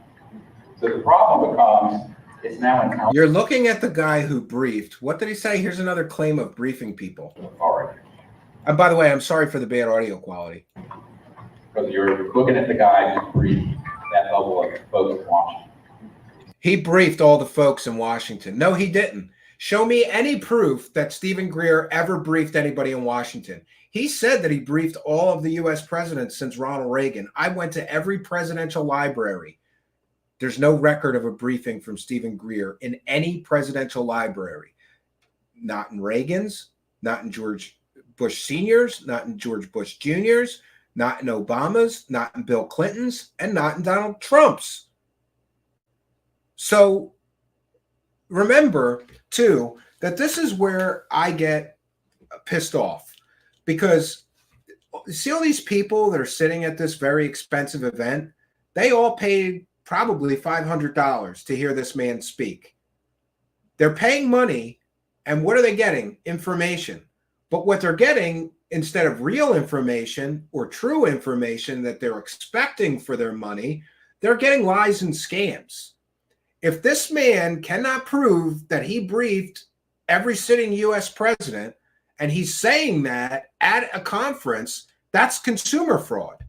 And the conference organizers should also be held liable. If it was up to me, I'd have them both arrested for consumer fraud. Both the person running the conference, because they're letting this guy get on stage and lie for cash as long as they get their cut, and Greer. If he can't prove the things that he's saying on a stage, then he should be arrested. That's my opinion. And by the way, I'm not a lawyer or law enforcement. This is just my personal opinion. It's how I feel about the grift squad and what it is they do. You know, there should be some karmic debt for him scamming so many people all these years, decades. He's been at this disclosure game for 30 years. Oh, disclosure's coming. So the problem becomes, it's now in our hands. Everybody asks me, what and when, how will our leadership do disclosure? I said, they're not going to do disclosure. You are, I am, we are. Disclosure's in our hands. Well, if disclosure is in his hands or our hands, this was 10 years ago. And everybody wants disclosure. Why doesn't he just bring us disclosure? Because he's not done collecting money yet. All of us together.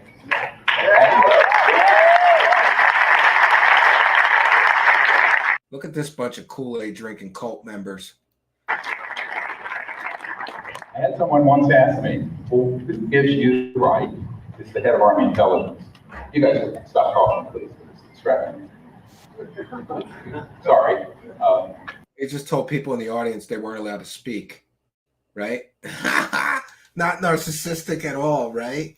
The head of Army Intelligence once said to me, who the hell do you think you are doing this stuff? This is in 1992, after we vectored 4 extraterrestrial vehicles onto a beach in Florida. He's talking about Gulf Breeze, Florida, and he just claimed that he vectored 4 extraterrestrial vehicles. We did a show on that. Those were flares dropped during a military exercise. For years and years and years, this clown is saying that he's summoning alien spaceships. No, what he did was scam people out of money to go see spaceships at a location that he must have known there would be military exercises and flares being dropped. By the way, we confirmed with the nearby military people that that was indeed flares dropped during a military exercise. He's on the beach going, ooh, they're so beautiful. We're summoning them in. This is the height of scammery. And the greed of this guy, not only did he collect thousands of dollars telling people flares are goddamn spaceships for the live event, now he's getting paid to tell people that he summoned spaceships in Gulf Breeze, Florida, when it was flares. It was flares. And I challenge him, prove it. Prove they weren't flares. Greed. Prove they weren't flares. He can't and he never will. So, you know, this scammery and this shadiness runs deep into this UFO thing. Because the conference organizers, unless they're idiots, know that he didn't summon alien spaceships in Gulf Breeze, Florida. I think it was Gulf Breeze. I'm pretty sure. Anyway, so they're in on it. Everybody's in on the scam. It's a big club and I ain't in it. So I can tell you the truth, right? I'm not going to be very welcome at UFO conferences. I know that. So I can tell people the truth. All of these UFO circle jerk shows have to keep their mouths shut. They can't tell you the truth. And then it's all connected too, because then you got Third Phase of Moon. They can't tell you the truth because they've got a financial arrangement with them. Then you've got idiots riding the coattails, losers that ride the coattails of Third Phase of Moon and give them a pass for faking videos for 10 years and lie for them in the form of Goofy, right? He can't tell you the truth. Third Phase can't tell you the truth. Nobody that wants an interview with him can tell you the truth about him. But I'm not in the club, so I can. The Florida event was flares, 100% confirmed by local military people. That was flares dropping. It wasn't extraterrestrial spaceships, but that won't stop him from claiming that he summoned aliens in Florida. And that was too much for the government. Which was seen by about 50 people, including 2 pilots in the Air Force and a colonel in the Air Force from Air Force Base. Yeah, people at an Air Force Base saw the flares and they thought they were aliens. No, give me the names of those people. He's lying. He's bluffing. And it was on the front pages of the Pensacola papers the next day. So I get invited to this meeting, and he says, you know, you have no right to be doing this. I said, oh, yes, I do. I'm a citizen of the cosmos. I'm consciousness. The government's trying to stop him from summoning the aliens. All of us are conscious, and that conscious light within us is the same consciousness within all these civilizations, and that's the Rosetta Stone of contact. If you understand, oh, we're going to have singularity contact of awareness is how you're going to make. So now he's pushing the CE5 garbage. This is all the same garbage that he's been pushing for decades now. This seems like one of his latest talks of bullshit. It's the same stories over and over and over again. And hey, I'm here to tell you, Mr. Greed, you haven't proven shit in 30 years. You don't deserve a dime more money until you prove the last 30 years worth of your bullshit. Why is anybody supposed to give you new money when you haven't proven the old bullshit for all that money you collected? This man has collected millions and millions and millions of dollars from you stupid people, right? And by the way, there are some fairly intelligent people that just lost it on Greer and still believe him. I am aware of one scientist who keeps attacking me for saying that Greer's full of shit. I'll debate him anywhere, anytime. Greer is full of shit. I don't care how smart you think you are. Greer is full of it, and he has been for decades. He's been selling people lies for cash to the tune of millions of dollars. And by the way, if you support this griffery, this grifting, this scamming, and this man lying to people for cash, you are part of the problem. If you UFO circle jerk him and give him an interview and he brings up summoning alien spaceships in Florida, and you don't show him my statement from military members that was flares being dropped during military exercises, then you're part of the goddamn grift. Congratulations, you're a grifter too, right? It's ridiculous. Make contact that is universal, peaceful, sustainable, that you're going to know how to do what you're going to seek on. All right? Because it's really all about that. So if you understand the singularity of awareness and that everything we see. And this is all stuff taken from Transcendental Meditation. None of this is original. Is mind resonating and phasing as this building and its photons and its stars and its people. You're going to understand that we are at a time where once we understand the science of consciousness, we're going to understand how we're going to travel amongst the stars through other dimensions. Oh, if you just understand consciousness, you can travel to the stars in other dimensions. Great. Well, you're saying this is possible. Can you travel to the stars right now? Can you show us your superpowers? Why doesn't he summon alien spaceships at every goddamn event he has? That would be some proof.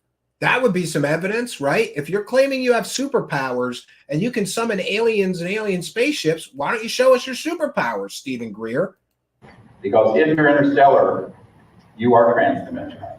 You're going from one point in space to another without the need of going through linear space. This is the height of arrogance. He basically is claiming that he knows exactly how alien spaceships work. Okay, then you can build one, right? If you know exactly how they work, then you can build one, right? Just like he claimed he was going to build a free energy device, collected $500,000, didn't build shit. And when I get into this a little later, you're going to understand why all this is secret. You're going to understand too well. Because that knowledge, what I just said in the last few minutes, that was known by everyone on Earth. Dangerous. Yeah, that we wouldn't need oil, gas, coal, nuclear power, and we wouldn't need the political macroeconomic system that's keeping most of the world in poverty. Does it sound familiar? These are his free energy grift talking points. Same free energy grift talking points that he's using now. The very same free energy grifting talking points that he just collected $500,000 to make a shitty film filled with, shit interviews with less than credible people and stock footage for $500,000. And I'm here to tell you, it didn't cost him $500,000 to make that film. Nowhere near $500,000. So what does he do with all the money, right? And what did he do with the $500,000 that he collected when he promised he would build a free energy device? Well, that grift, ran its course. There wasn't any more money to be collected, so he just never talks about that or where all the money went. Now he's on to collecting a new $500,000 to make a film, a shitty film, by the way, about free energy. Same exact talking points. This is 2013. This is 10 years ago. He's using the very same bullshit grift talking points. And guess what? He didn't prove any of this shit is real 10 years ago, and he won't prove any of it is real now. But give him some more money, you stupid people. Oh yeah, we're going to create free energy. So everyone asked me, well, isn't this then about getting the leadership in Washington to do this? I said, you know what? Been there, done that. Bought a t-shirt, washed the car with it, threw it away, it's a wrap. Over it. Now, I still do these things because I think that it's a mitzvah to, a good deed to, I'm not Jewish, my wife is, but I was the boy toy. She's older, so I was the boy toy. Anyway. I'd like sit here having now 7 grandchildren on the way. But, yeah, the 7th is coming in January. Scary having me as a grandfather. Or anyway, poor kids. There he is, banner up. And, and what I found between the meeting with the head of Army Intelligence in 1992. This is fair use. He offered me, this is not an he offered me, and I realize we talk about this too much, but, and then he went to my wife, made the same offer, $2 billion, $1992. Wow. If I would sell out the planet, join his group. He was offered $2 billion to stop talking about aliens, and he turned it down. Really, he was offered $2 billion. He hasn't proven that. He's been lying about that for a decade now. He's never proven that claim. Just like he's never proven that he briefed any sitting U.S. presidents ever. And run a covert program. And by the way, because of us, he had to change his talking points. Somebody did ask him about that. They saw our report and our exhaustive search through all the presidential libraries to find these briefings he claims that he gave the presidents. And for those unaware, every time a president gets a briefing, there's notes, there's documents. Every minute of every president's careers are logged and kept for their presidential libraries. If he had briefed any sitting U.S. president, there'd be mention of him in the presidential library for each president he claims he briefed. Remember, he claims he briefed Ronald Reagan, George Bush Sr., George Bush Jr., Clinton, Obama, Donald Trump, and Biden. Biden doesn't have a library yet. He's still in office. We couldn't check on that one, but on the ones we could check, 0 records of any briefings, right? But now he's changed his tactics. Now he says he sent them a briefing. Well, I can send shit to the White House too. So I'm just going to start saying that I'm briefing presidents about aliens because then I can make money too, right? Lying to people. And again, anybody who books this man at a conference is supporting a lying scammer. If he can't prove the things that he's saying, like, the government offered me $2 billion to stop talking about aliens. I briefed every sitting U.S. president.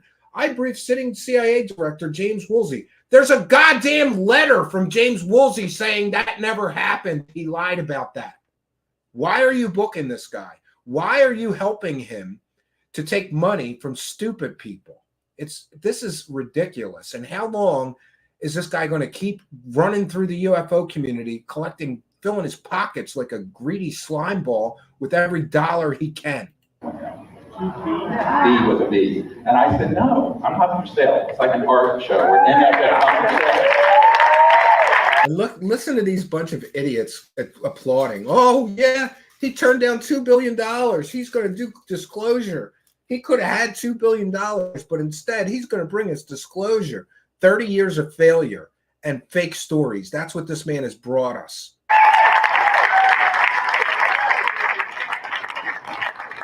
He then went to my wife, tried to convince her, to convince me.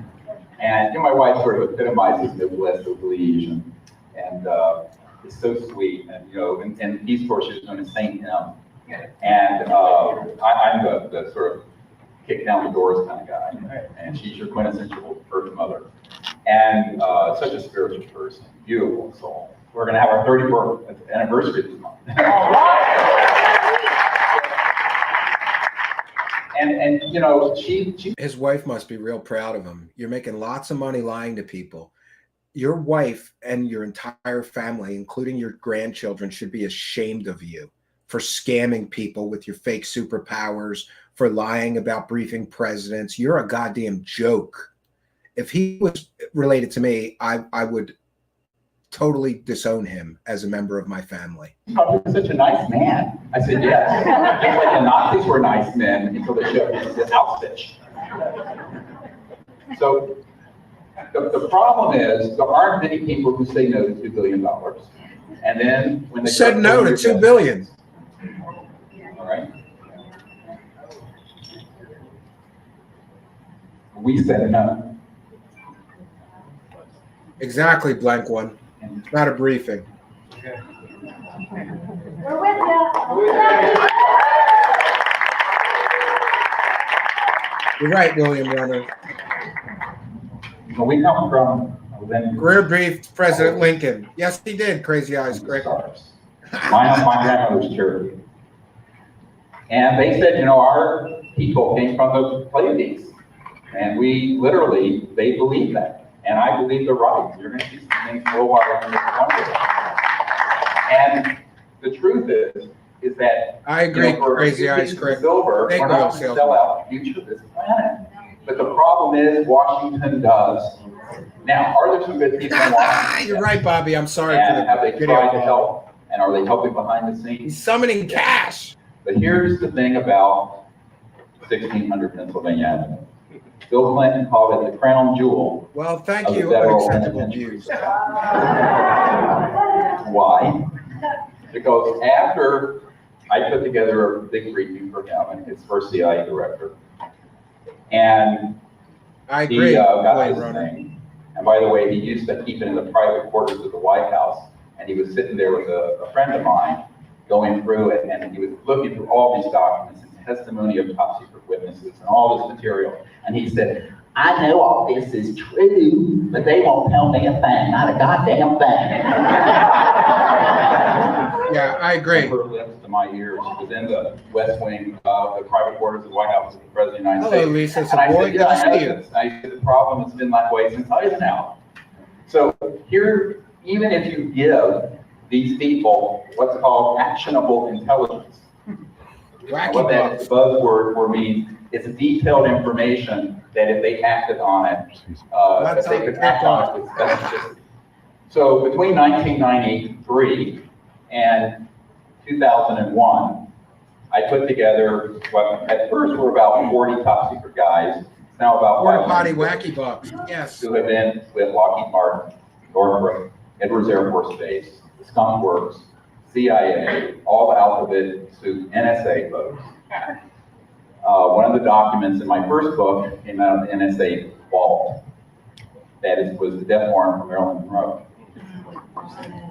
Yeah, they killed her because she was going to talk about this stuff. Jack Kennedy told her about this subject of UFOs, and that we're not alone. And He just said they killed Marilyn Monroe because she was going to talk about this stuff. Again, completely unverifiable, no evidence of that. It's just a story. This is what you get for your money. Pay hundreds of dollars to go to this conferences and you get alien story time. You never get any evidence, you get alien story time. when these things started getting put together, I thought, and you know, I don't know if you can imagine being in your mid-30s briefing the sitting CIA director. He just said he briefed the sitting CIA director. That's the same CIA director that said, no, he did not brief me.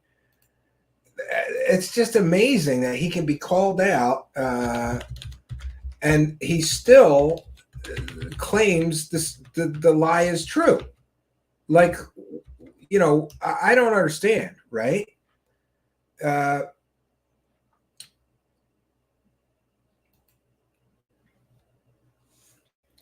He claims in chapter 15 of his book, he met with the CIA director, James Woolsey, to educate him on UFO matters.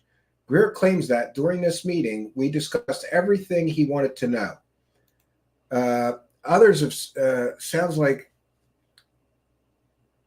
yeah, James Woolsey wrote a letter refuting Stephen Greer's version of events. So, you know, it's amazing to me that Greer is still telling lies. The lie is literally in his book. He put that lie in a book, and he's still selling the book, even after James Woolsey said that never happened, right? I just don't get how he can lie through his teeth like this for cash. You know, it was like Holy shit. Okay, so, I'm working full-time as a trauma guy, emergency doctor, taking care of, the easy part of my life, shooting, stabbings, car wrecks, burns, and all that stuff. Steven Easy. Seagal, Brett And I Clark, went you're up there, right. and the cover story was a dinner party, and the CIA director is there almost in tears going, they won't tell us anything. And I didn't really believe that. Yep. I thought he was prevaricating because he wanted to pick my brain. He did. But he wasn't. He was terrifying. And then later, after I got some other documents from the National Reconnaissance Office, the super secret spy agency that's up on our website at seriousdisclosure.com. I know. Look at it. It's got a dump, right? And this document is a 1990s NRO document that has all the project code names and code numbers. So I gave this document. Now he's talking about the NRO document, which John from the Black Vault proved is a completely and totally fake document. So far, he's lied about briefing the sitting U.S., every sitting U.S. president. He's lied about summoning spaceships in Gulf Breeze, Florida. He's lied about free energy nonsense. Now he's lying about this. It's just ridiculous. And now he's lying, talking about a completely and totally fake document. It is a completely and totally fake document. Ardent Paranormal, thanks. You don't have to do that. What kind of generous $5 Canadian says whack-a-doodle-doo. Whack-a-doodle-doo. Yeah, that's a good way to put it. It's definitely whack-a-doodle-doo time, but thanks for helping us to praise the cat. Raise the cash, raise the cash. All right, we'll continue our journey into Wackadoo-ville. To the head of intelligence for the Joint Chiefs of Staff, who I was briefing. J2, anybody military, but J2, Joint Staff. And Admiral Tom Wilson. And then I was briefing the head of the Defense Intelligence Agency shortly after that.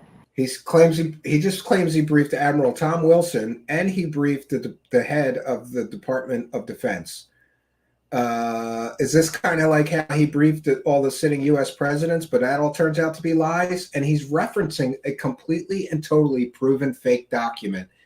And this clown showed a completely and totally fake U.S. government document to admirals and members of the Department of Defense. If he did, he's an idiot, because that document, 100% proven completely and totally fake by John from the Black Vault.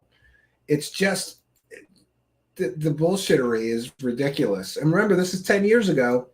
10 years ago, he said all these lies. And they're all lies. He hasn't proven any of this. The DIA is like the CIA inside the Pentagon. And I gave this document to them, and the admiral said, I recognized one of these compartmented code numbers, but I didn't know what they were doing. Because, it's $1 trillion. Yeah, and the fact that he's claiming that a decorated Navy admiral would not know that that document is fake is incredibly suspicious. He's got a staff. The first thing he might do is give the document to his staff and say, vet this document, make sure this is real before we waste any time on this.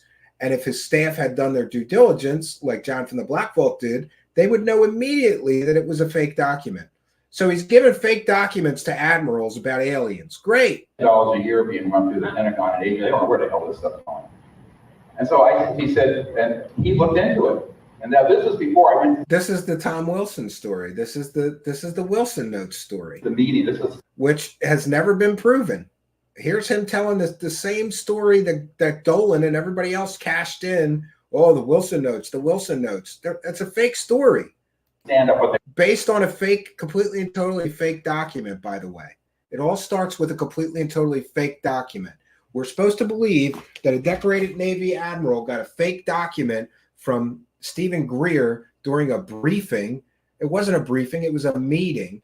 And anyway, and then he went off looking for the aliens based on a completely and totally fake document given to him by Dr. Stephen Greer. Sure. They call a stand-up briefing at the Pentagon, the E-range.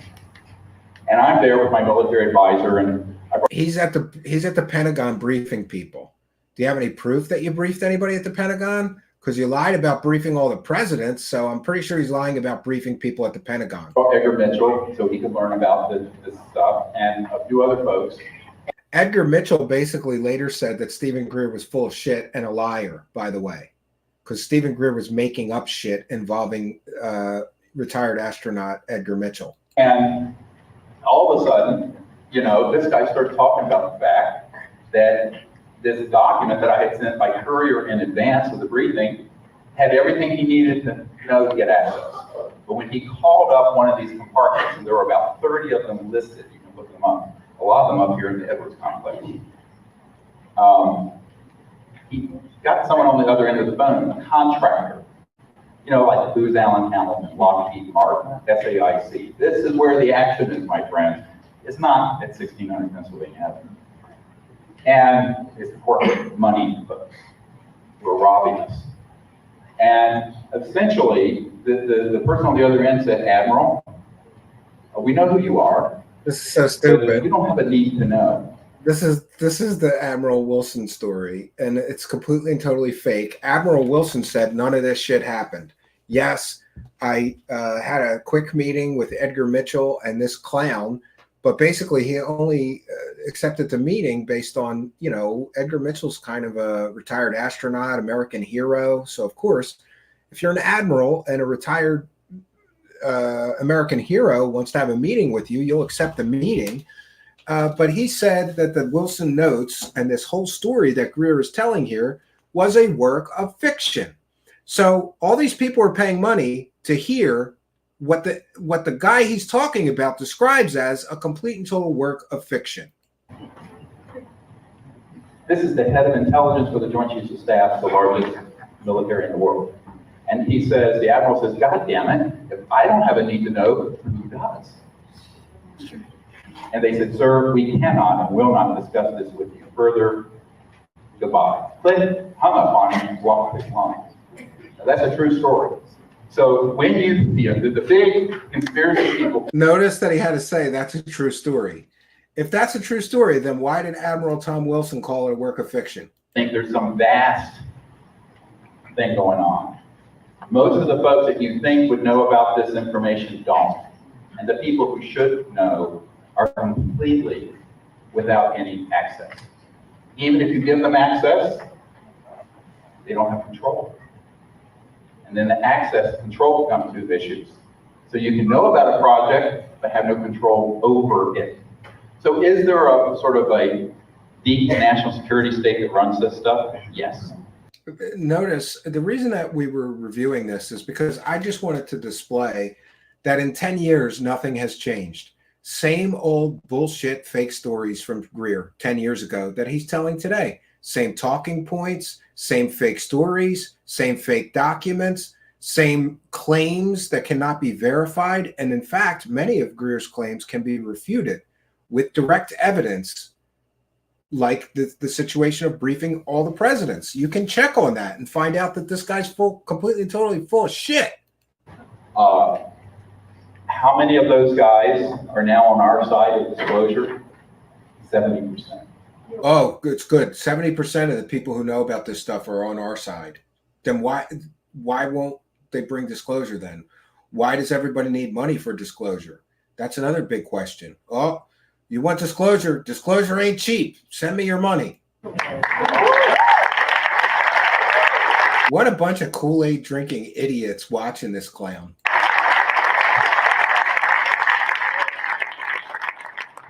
But it's not a democracy.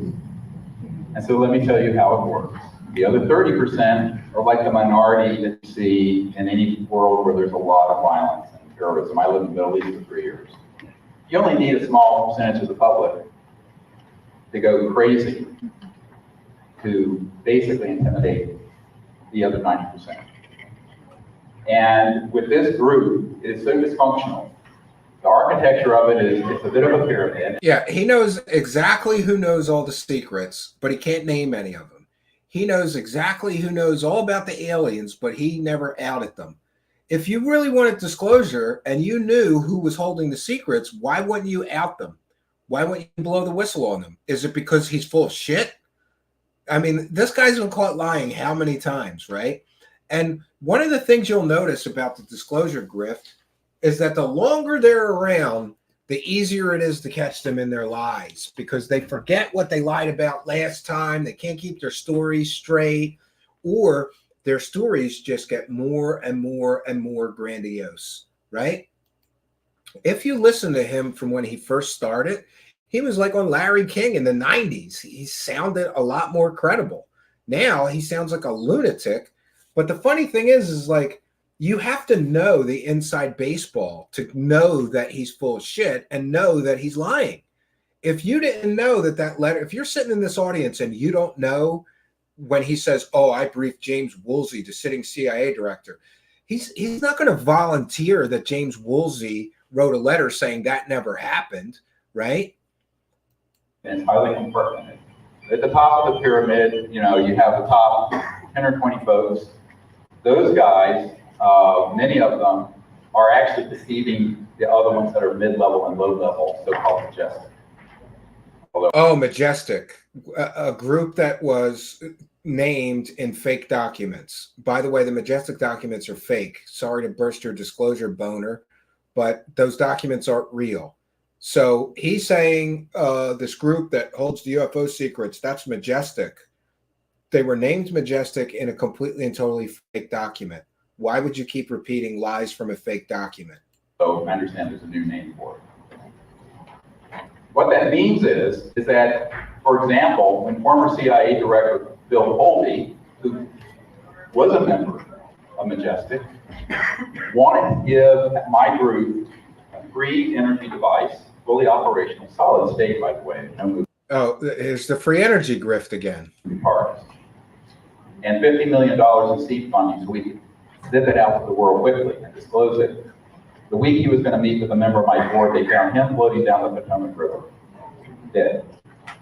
And the reason for that is that they will eat their own. So a man came to my house and said, Dr. Greer, we really want you to do this. I said, I'm a doctor working in an ER with 4 kids and a golden retriever and whatever. And they said, no. Yeah. People. So a sitting CIA director was going to give him a free energy device. And that guy just happens to be dead. So nobody can check if this story is true.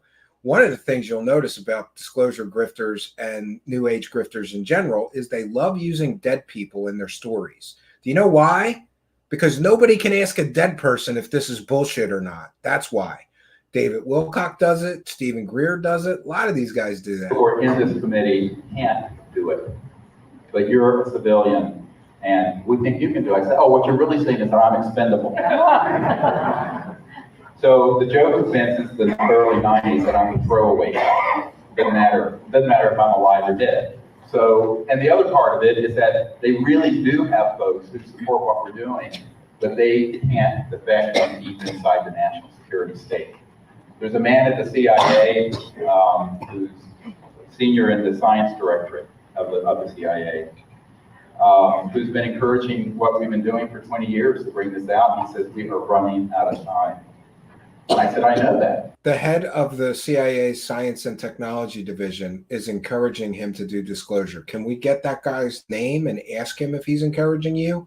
This guy loves name dropping, and he never proves any of these things. Like, oh, the Science and Technology Director of the CIA is encouraging us to work on this disclosure effort. Really? Can we talk to him and verify that he actually said that? Of course not. And if you're lucky enough to get to the people he's talking about, they'll tell you that Stephen Greer is full of shit and they don't even know who he is. Why is he saying these things about me? I've had that happen several times. And ultimately, what you find is we offered this to the political leadership. They took a pass. We offered it to Congress to do disclosure. They took a pass. The United Nations, I will say it now, the head of the United Nations, Kofi Annan, wanted to have disclosure event at the General Assembly of the UN. Now, I think he's going to tell the story he tells about the head of the UN being abducted by aliens. And goons came in with an all-access pass, basically threatened him and all the funding that goes to the UN, and shut that down. So what you find— the Men in Black shut down disclosure at the UN. Sure. Find is that the people who are in the national security structure often are really on our side of this, so they can't say so.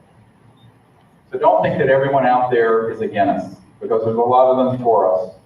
But the problem is that you have the most sociopathic minority that are dominating the. Notice these are all the same talking points that he uses now. I mean, slightly rearranged, I'm sure, but 10 years of telling the same stories and proving nothing. This man is a complete and total failure. This is what I don't understand.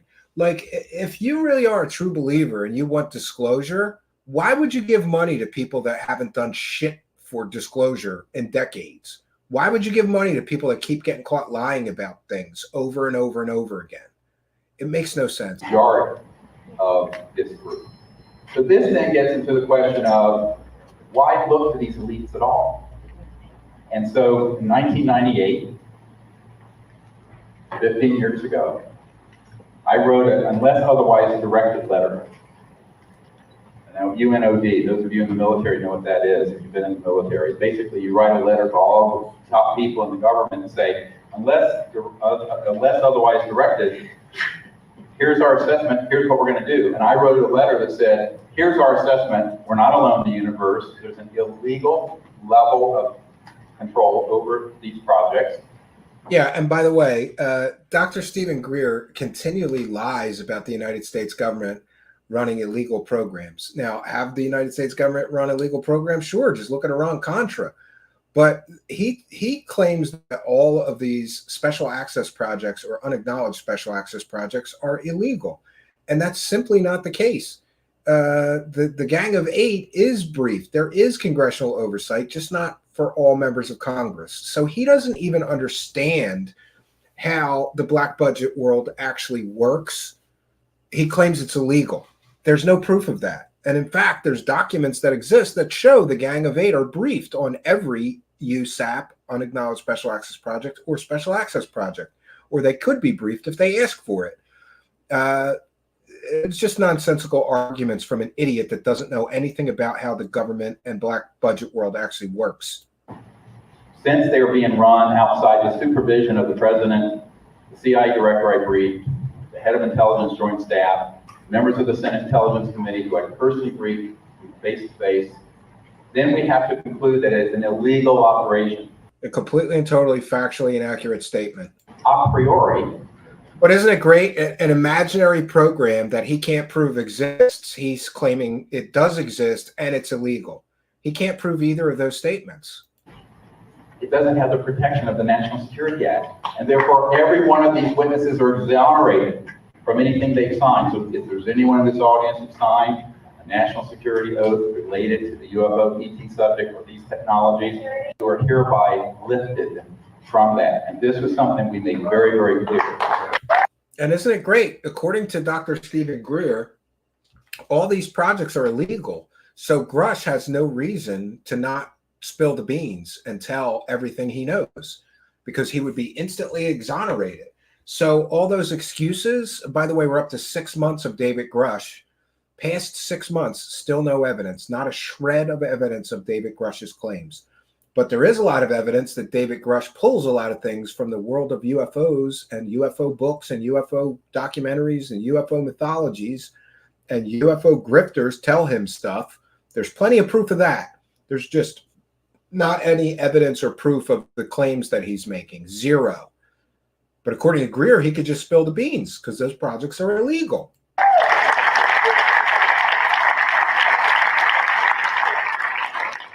This is actually how we got all those people to come forward for the disclosure project. Because I met with them one-on-one, and they said, I've signed things, and they haven't expired. I said, that you signed a document that has no enforceability. Because here's constitutional law. If I'm a mafiosi, and you enter in a contract with me, and I'm in the mafia, but it's an illegal operation to start with, that contract is not enforceable.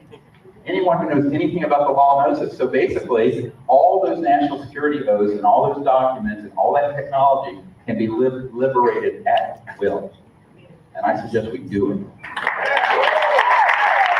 10 years ago. Yeah, let's do disclosure. Well, it's been 10 years, Greer. Where's the disclosure you promised that we could do 10 years ago? And listen to these bunch of Kool-Aid drinking idiots applauding a fraud and a liar. We're only 18 minutes in, and how many times has he lied so far? he's cited a completely and totally proven fake document that's not a real government document. He lied and said he briefed the CIA director, who says that never happened. He lied about, I'm assuming that he lied about being offered $2 billion. He lied and said that the head of the Science and Technology Division of the CIA is encouraging disclosure.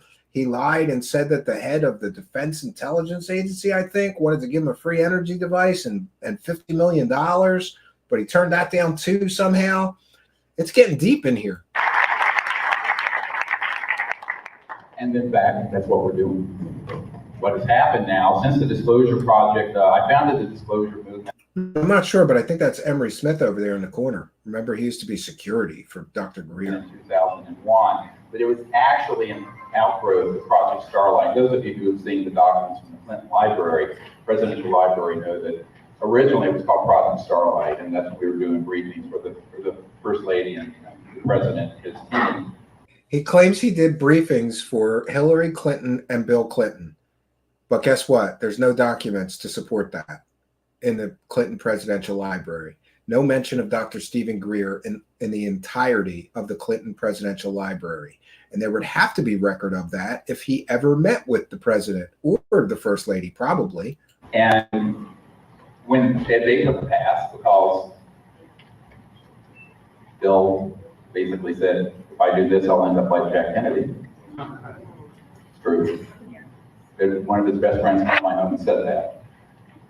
And the Congress, one chairman of one committee after another said that this is too hot a potato, we're not going to touch it.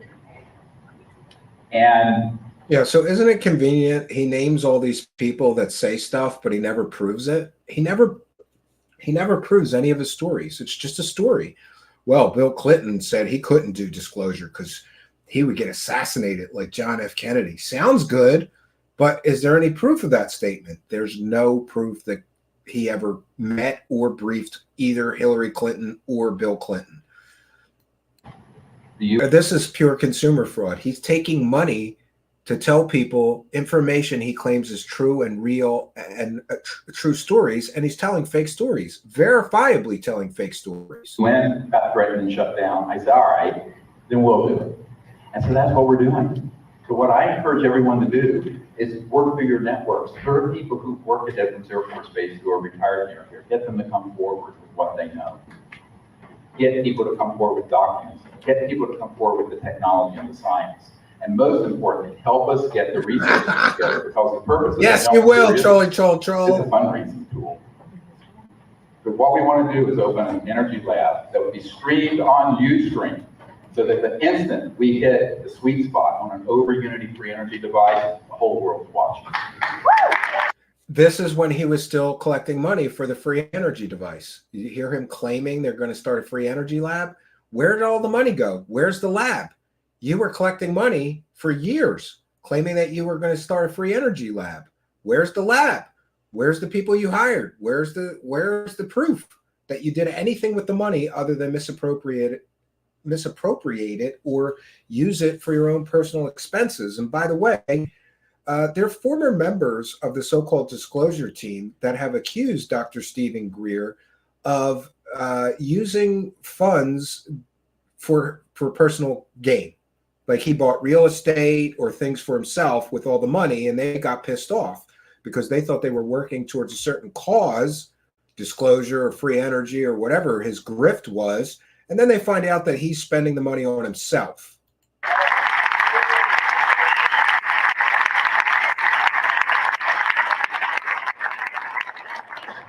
And why are we doing it that way? Because we know that's the only way it can be done. Over the last decade, I've provided maybe around $800,000 in grants to various inventors and teams who wanted to try to do this. They either couldn't do it by themselves, working out of their garage. Now he's claiming that he gave $800,000 to people. Can we see the checks? He's claiming he gave $800,000 to various people to create these free energy devices. Can we see the proof of that? Can we see a spreadsheet of the money that you gave? Can we interview the people you gave $800,000 or $900,000 to? Of course you can, because he's making this shit up. Or once they got close and knew that they could do it, example, 3 years ago, a man who contract worked for the CIA for years and is now down at the Redstone Arsenal under contract for the intelligence community. He had a company in the 70s called Transdimensional Technologies. And he was trained by William S. Bender at the University of Washington. Hey, Scallywag. And he had to do this stuff. Well, in March, the way to go, Dr. Greer. Security Board seized his technology and said, "You're working for us now." And so for 40 years, that's where he's been working.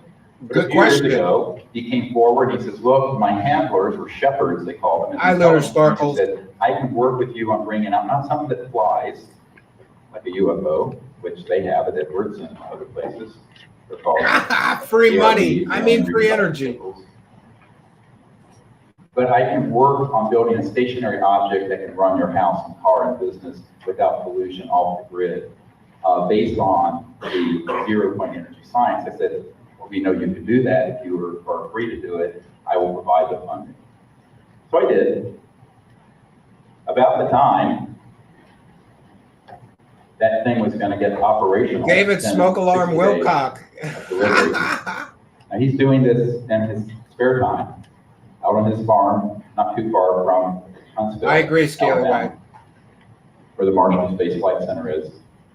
A former CIA director who I had briefed, who then betrayed us and became chief counsel of Booz Allen Hamilton, the same outfit Snowden worked for, showed up at his command, at his skiff, which is I agree, Nicosia connection. with a team Absolutely. of people who threatened him, his wife, and basically this guy said, "I'm out of here." So what I concluded was there's no way to do it lone wolf style, providing these small grants. We've got to find a way to open an energy research facility where all of us support it. I don't care if it's 1 shekel or whatever it is. It's got to get supported by the masses. Yeah, so here he's talking about starting a free energy lab, and he claims that he gave $800,000 or $900,000 to people, which means he would have had to collect $800,000 or $900,000 from the public. What happened to that $800,000 or $900,000? And it's got to get open soon, because within 6 to 18 months, we would have one of these devices. How do I know this? Within 6 to 18 months, we would have one of these devices. This is 10 years ago. 10 years ago, he said we would have a device done in 6 to 18 months. It's been 10 years, Greer. Where's the free energy device that you scammed the public for? How much money did you collect on this scam? Where's the free energy device? You said we would have the device in 6 to 18 months, right? Then he collected another $500,000 for free energy to make a film. Because there are people willing to work in this lab, but they're not willing to do this by themselves on their farm outside Huntsville. Too dangerous. So we have to do this. And people say, "We'll do it in the Amazon." I said, Raytheon has a facility in the Amazon. They'll kill you there faster than they will in Virginia. So look, there's no way to hide from this truth. The only way to do it, it's like if you go to the NRO headquarters, National Reconnaissance Office, that runs all the super secret spy satellites that'll be watching us tonight.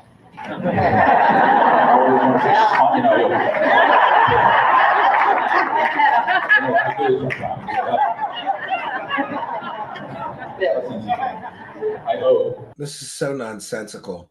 Okay, we're going to create a free energy lab. This is 10 years ago. Where's the lab? Right? I do. A rather offbeat one. But so I've said to people,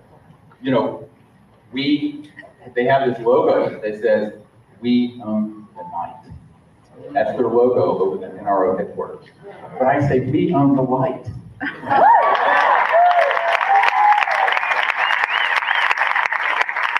What a bunch of Kool-Aid drinking cult member idiots these people all are. We own disclosure. And so if we do this openly, notoriously, outrageously, flagrantly, is the only way you're going to do it. And that's why in 1990, I went to my first UFO conference. I'm working full-time as a doctor. I had the idea to start CSETI, the Center for the Study of Extraterrestrial Intelligence, and Disclosure Project. Yeah, two other grifts. So he had the Orion Project, CSETI Project, and the Disclosure Project, all of which are collecting money from the public constantly. What has he done with those three organizations? Nothing.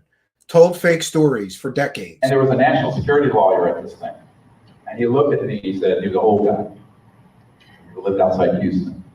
And he says, look, whatever you do, don't do it quietly. Because if you do it quietly, you're a dead man walking. And the only way you can... Oh, yeah, Greer's in such danger because his information is so explosive and so dangerous, right? No, that's bullshit. Listen, if the government wants to kill you, you're dead. This whole fake talking point is just a plot device. Yeah, listen, the information and the work I'm doing is so important that people from the government are going to try to kill me. No, they're not, you idiot. They don't care about some grifter scamming people. If anything, I don't think they're going to kill you, but I wish that somebody would arrest you and stop you from taking money for lies and your fake superpowers and your fake free energy grift bullshit. To do this is where you get lots of people. That's why in the early days I went on Larry Live and all these shows, because my handlers were saying, you cannot do this thing discreetly, quietly. So that's what we've been doing, is to put it out there as far as we can, push it as far as we can, with very, very limited funding, frankly. But what we've lacked in funding. Very limited funding. He just said that he gave $800,000 or $900,000 to different inventors. And here he says we have very limited funding. And we have millions of people around the world who are now doing this. And there's millions of people around the world working on free energy, but we can't show you a working device. That should tell you something. If millions of people are trying and nobody is succeeding, then it's probably bullshit. Now there are 14 countries opening up their files. There are countries in South America that have open UFO investigation units within their air forces that are freely discussing and disclosing what they're getting. Now, the crown jewel of the secrecy, America. Somewhat England, Canada with it, but those are like our 51st and 52nd states. Ouch, did I say that? I'm so sorry. Ooh. The truth hurts, doesn't it? It was like Gloria Steinem said, the truth will set you free, but first it will piss you off. This guy talking about the truth while he's standing on a stage lying through his teeth, it just shows you what kind of man he is. Well, anyway, so what we have to figure out is that are we going to sit back and let this continue, or are we going to do it as a mass movement? And that's really what we've launched. Now, the only thing that's more important than that, contact. How many people have the CSETI contact app? You can get it from our sites. Yeah, a lot of people. We have people, Croatian truck drivers who have it, who've done the meditation. We're going to do it tonight under the stars. We're going to go through the entire protocol. Oh boy, he's gonna summon the aliens. We've had ships come right over their trucks when they're stopped at the truck stop. We're doing the app. Okay, we made it through. So I want to play this to display to you how little changes. This is 10 years ago. He's promising free energy devices. Where's the fucking free energy? Where's the free energy? I'm tired of paying my electric bill, Dr. Stephen Greer. And apparently, I thought, to the best of my knowledge and recollection, that he collected over $500,000 with the free energy swindle. Then there was a second swindle, in my opinion, it's a swindle, in which he needed $500,000 to create. First, he collected at least $500,000, maybe more, with his Orion project, claiming that he needed the money so that he could create a free energy device. He created nothing, released nothing. And did you notice there he said, we'll open source all of the work? Where's the documents? Where's the lab reports? Where's the plans? Where's the designs? Where's the blueprints for devices for free energy? Where's the lab notes? What did you open source? Nothing. So he collects $500,000 claiming he's going to invent or open source a free energy device. He open sources nothing. He provides zero information, zero working prototypes.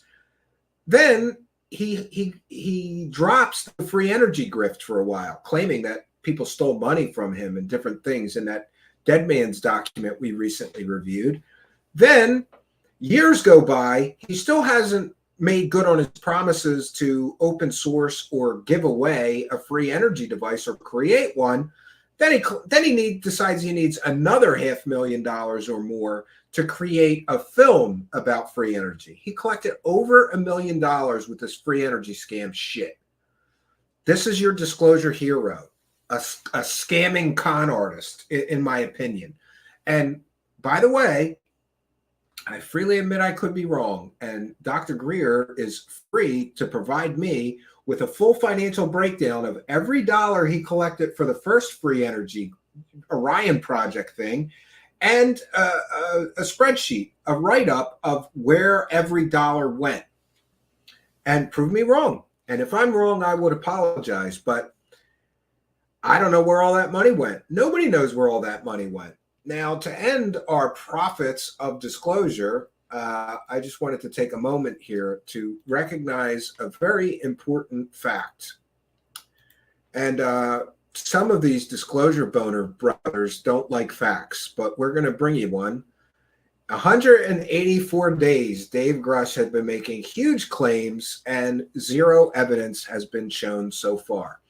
Now, I just want to address something. As far as profiting, I don't know for a verifiable fact if Dave Grusch was paid for the News Nation interview, for the other interviews that he has done. I don't know that he was paid, but he hasn't had a job in a long time, and he stopped doing his real estate business and his notary public business the minute that he became a UFO, so-called alleged UFO whistleblower.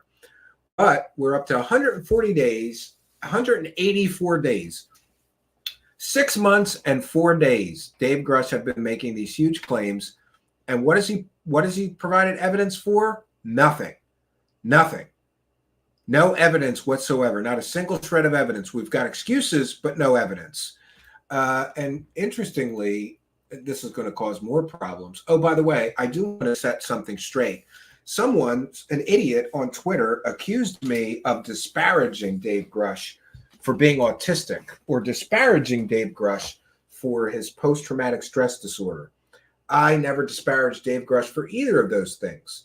I asked questions, and we put forth scientific proof and evidence that people who have autism have trouble discerning the truth from lies. That's all I did as far as his autism. And anybody suggesting that I would disparage somebody or make fun of somebody for having autism is a goddamn idiot, because I am the father of a severely autistic nonverbal child. Why would I make fun of anybody who is afflicted by the same, neurological condition that my son suffers from? And let's be clear, it's not just the person who has autism that suffers with it. That person's entire family suffers with it. Now, Dave Grusch is what is called high-functioning autistic. He's not very severely affected by his autism. But some children and people are very severely affected. Imagine a child who has no ability to verbally communicate, or almost none. My son does say a few words, but most of the things that he has learned are related to food. He's great at asking for snacks, but he can't communicate. I would never disparage somebody with autism. Never. So don't spread false rumors about me on Twitter like an idiot, okay? And no, I didn't disparage him for having post-traumatic stress. I questioned why there was multiple stories for how he got it. It's ridiculous. Okay, Grusch says he is not being paid for any of the testimonials. I totally doubt that myself. Yeah, then what's his form of income then? Because he shut down his businesses. Grusch said he will give Stephen evidence if he builds a skiff in his studio. If I build it, he will come, Nicosia Connection, right? Yeah, art and paranormal. Stephen would be the last person to do that. Absolutely. I would never make fun of anybody with autism. Autism has severely affected my family. And I think though, as my son Zachary, he's 11 now, as he gets older, I don't know if it's just you just accept certain things art and paranormal, or if it is becoming a little bit easier. When he was a child, he had crazy meltdowns. Like he would just scream at the top of his lungs for 2 hours, and nothing would console him. It's very difficult to deal with that every day, and to try to, all we can do, since he's nonverbal, all we can do is give him the best quality of life that we possibly can. We try to include him in everything. We try to, just give him the very best life. And sometimes I get very upset about his autism because I think about all the things he's not going to do. He's not going to get married. He's not going to have his own family. He's not going to move out. He'll be with us forever. But other times I do see it as sort of a blessing. Like we do everything we can to make sure that he is as happy and healthy as he can be. And he is sometimes, he laughs. He likes certain things. He's big on food. That's his big thing. This kid can eat. We just do our best to give him the best quality of life that we can. He has mountains of support. He has all kinds of different therapies, physical therapy, speech therapy, but there's a certain point when he was younger, I used to think he's just a little bit behind. But then you start realizing he's more than a little bit behind. He only says a few words and that's it. And then eventually you just accept that he's not able to do a lot of the things that so-called normal children can do. But anyway, I just want to put that out there. So if you're going to disparage me on Twitter and say that I'm disparaging somebody with autism, you're an idiot. You don't know anything that you're talking about. And just to be clear, when my son got his diagnosis and it became clear the level of full-time, he would need full-time care at all times.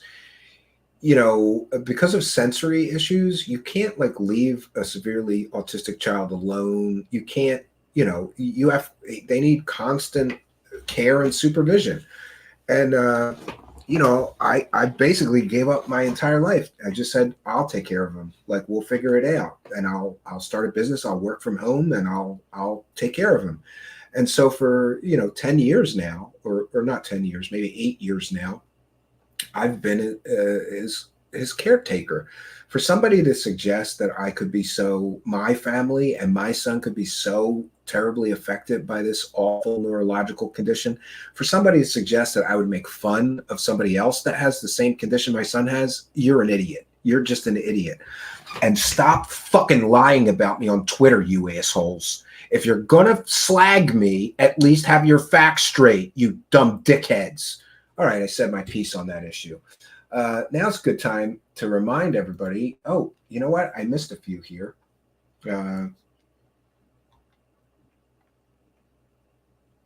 Spooky says the poor audience was locked in. Yeah. Tales of the Sonic Voyage, secret of the porta potties, storage for his shit. Yeah. Yeah, that's another one of my favorite Greer things. This guy is such an idiot that he tells everybody there's a secret alien base, and then he shows drawings of it, and there's a huge line of 35 porta potties outside the top secret alien back engineering base. So apparently they're smart enough to figure out how to back engineer alien technology, but they're not smart enough to figure out how to build a bathroom in that bitch so people could take a shit. You got to go topside if you got to take a shit and use a porta potty. This man is a walking clown and is absolutely ridiculous. Wait, there was one more thing. And by the way, this will probably cause some trouble. You can disparage me all you like. People are allowed to speculate. Jeff Knox says Grusch has a paranoid wish personality. He will only ever present stories and unverifiable data.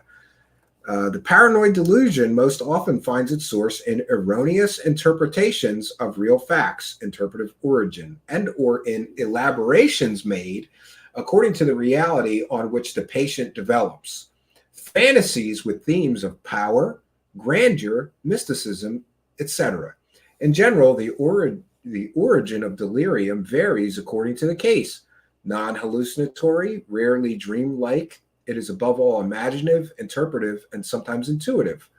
Most of these subjects can be classified as paranoid wish personalities, according to Kretschner, defined by the following characteristics. Megalomania, an overvaluation of oneself with pride, feeling of superiority and greatness. They are, however, veiled forms with false modesty and proselyticism, even apparent timidity, false judgment, and psychorigidity, which allow the delirium to take shape and not be questioned by the patient. There is indeed a loss of self-criticism and a patent apriorism for subjects directly related to delirium, the capacity for objective reasoning for other facts being preserved.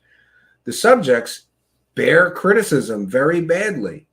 The declarations of certain contactees are very subtle in this respect. One notices in their analysis that they include details and assertions that respond in advance to or discourage possible criticism.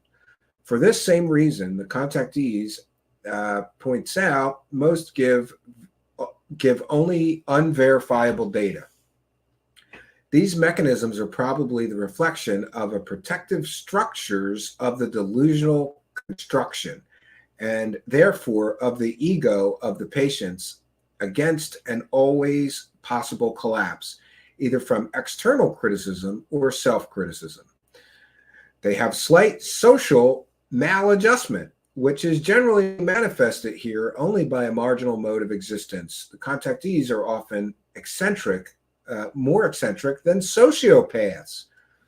The defense of ideals in a relatively low aggressive way. The defended causes are not personal. Their defense is used for self-promotion. Could be, Jeff Knox. I don't know. I'm just going to put that out there. What does everybody think? The man did spend time in a mental institution. Is he suffering from some sort of mental illness that is causing him to, create this fantasy world where he's a whistleblower? And by the way, I just wanted to say, I've never seen a whistleblower that called himself a whistleblower and then waited 6 months to show any evidence of his claims. I don't understand it. I like that song. Michael B says, porno for pyro song is true. We'd make great pets. Yeah, we'll make great pets. Let me get caught up to the live chat. I'm going to take some comments and questions. Scallywag00. Some crop circles complexity is incredibly hard to imagine people being able to do it. I made some crop circles in New Jersey when I was a kid. One of them, even, I think, one of them, got around town and people went to go look at the crop circle. We made it 3 o'clock in the morning in a cornfield. It was completely fake. Pretty basic, though. It wasn't very complex. Ernst Kretschner, 8th of October, 1888, was a German psychiatrist who researched the human constitution and established a typology. Yeah.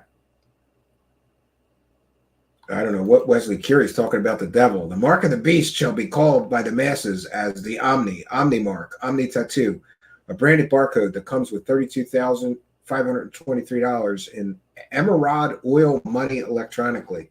If you say so, Wesley Curry, I'm not going to worry about the mark of the beast here. I doubt aliens would mess with our food, but wipe abductee memory and also leave cow evidence. Yeah, that doesn't make sense. Wesley Curry, oh man. My evidence is healed teeth in all your mouths from Jesus. Okay. Thank you.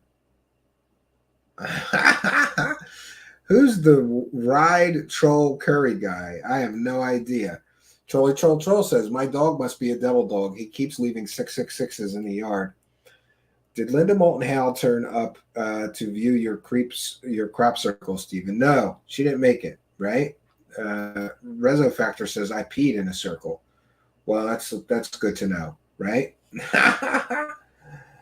This is crazy. Yeah. So comments or questions for me, please put them in all capital letters. Otherwise, I think we've covered it tonight. We'll do a quick wrap up. The disclosure circus is going to continue, and one of the things you'll notice is that disclosure is always right around the corner, and also big things are coming. Big things are coming. I just watched that idiot, what is it, J. Christopher King or whatever, talking to UFO Jesus. Oh, 2024 is going to be an even bigger year than 2023. What happened in 2023? Nothing. Oh, we got more stories with no evidence. From Greer's fake whistleblowers, from Dave Grusch, the fake whistleblower, mental patient, right? That's what we got in 2023. Nothing. You know what's going to happen in 2024? You know what we're going to get? More of a whole lot of nothing. The appetite for money for disclosure never ends, though. So there'll always be something that they'll figure out to sell. But people have been promising disclosure since the 50s. We're no closer today than we were in 1950, right? So that's what, 75 years we've been waiting for disclosure, or 75 years that people have been saying disclosure's coming? And we talked about profit with an F. Look at Dave Grusch is a perfect example. 6 months of constant coverage from News Nation, Ross Coulthart, Jeremy Idiot, and George Knapp, and all these other people. They have generated hundreds of thousands of dollars of monetized views with a story that has exactly zero evidence of it being true. And, you know, I'm sorry, anecdotes are not evidence. Somebody yelled at me on Twitter earlier. He presented testimony. Testimony is evidence. He provided no proof. So I'm looking for proof. I'm not looking for stories. If you're happy with stories, good for you. But myself, I've been into this too long, and I've been hearing stories for 30 years. You're not getting disclosure with stories. The Sixth Sense, do you think Grusch exhibits any traits of high-functioning autism? Would he have any need to prove this? Just seems all too convenient for him, in my opinion. Well, I'm not an expert, The Sixth Sense. I just mean he's high-functioning. Autism is a spectrum for those unaware.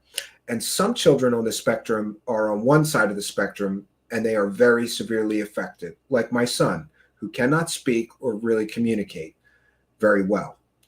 He communicates in his own way. Today, he just came up to me and gave me a big hug. He melts my heart sometimes. I didn't ask him for a hug. He just came over and gave me a big hug. And he smiled at me. So he communicates in his own way. But what I mean by high-functioning autism is that David Grusch can speak, communicate, reason very well. He can hold a job. That's what I mean by high-functioning. He can live on his own. He can, whatever. He's high-functioning. But I do think that I've been saying it. I think that the Griff Squad, George Knapp, Ross Coulthart, Jeremy Corbell, Leslie Keene, and everybody else making money from Grusch, I think they've all used this man, and I think they've manipulated him.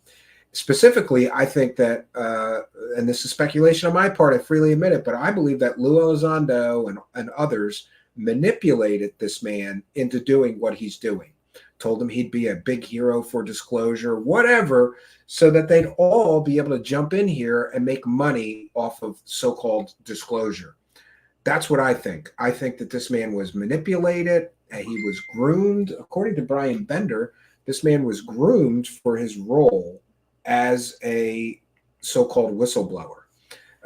But I guess they forgot to let him know that if you're going to call yourself a whistleblower, you need proof or evidence of your claims, or you haven't blown the whistle on shit, right? That's what I think. NDAA. What are you sending me, Spooky? What is this? National Defense Authorization Act for fiscal year 2024. Is the Schumer amendment in here or not?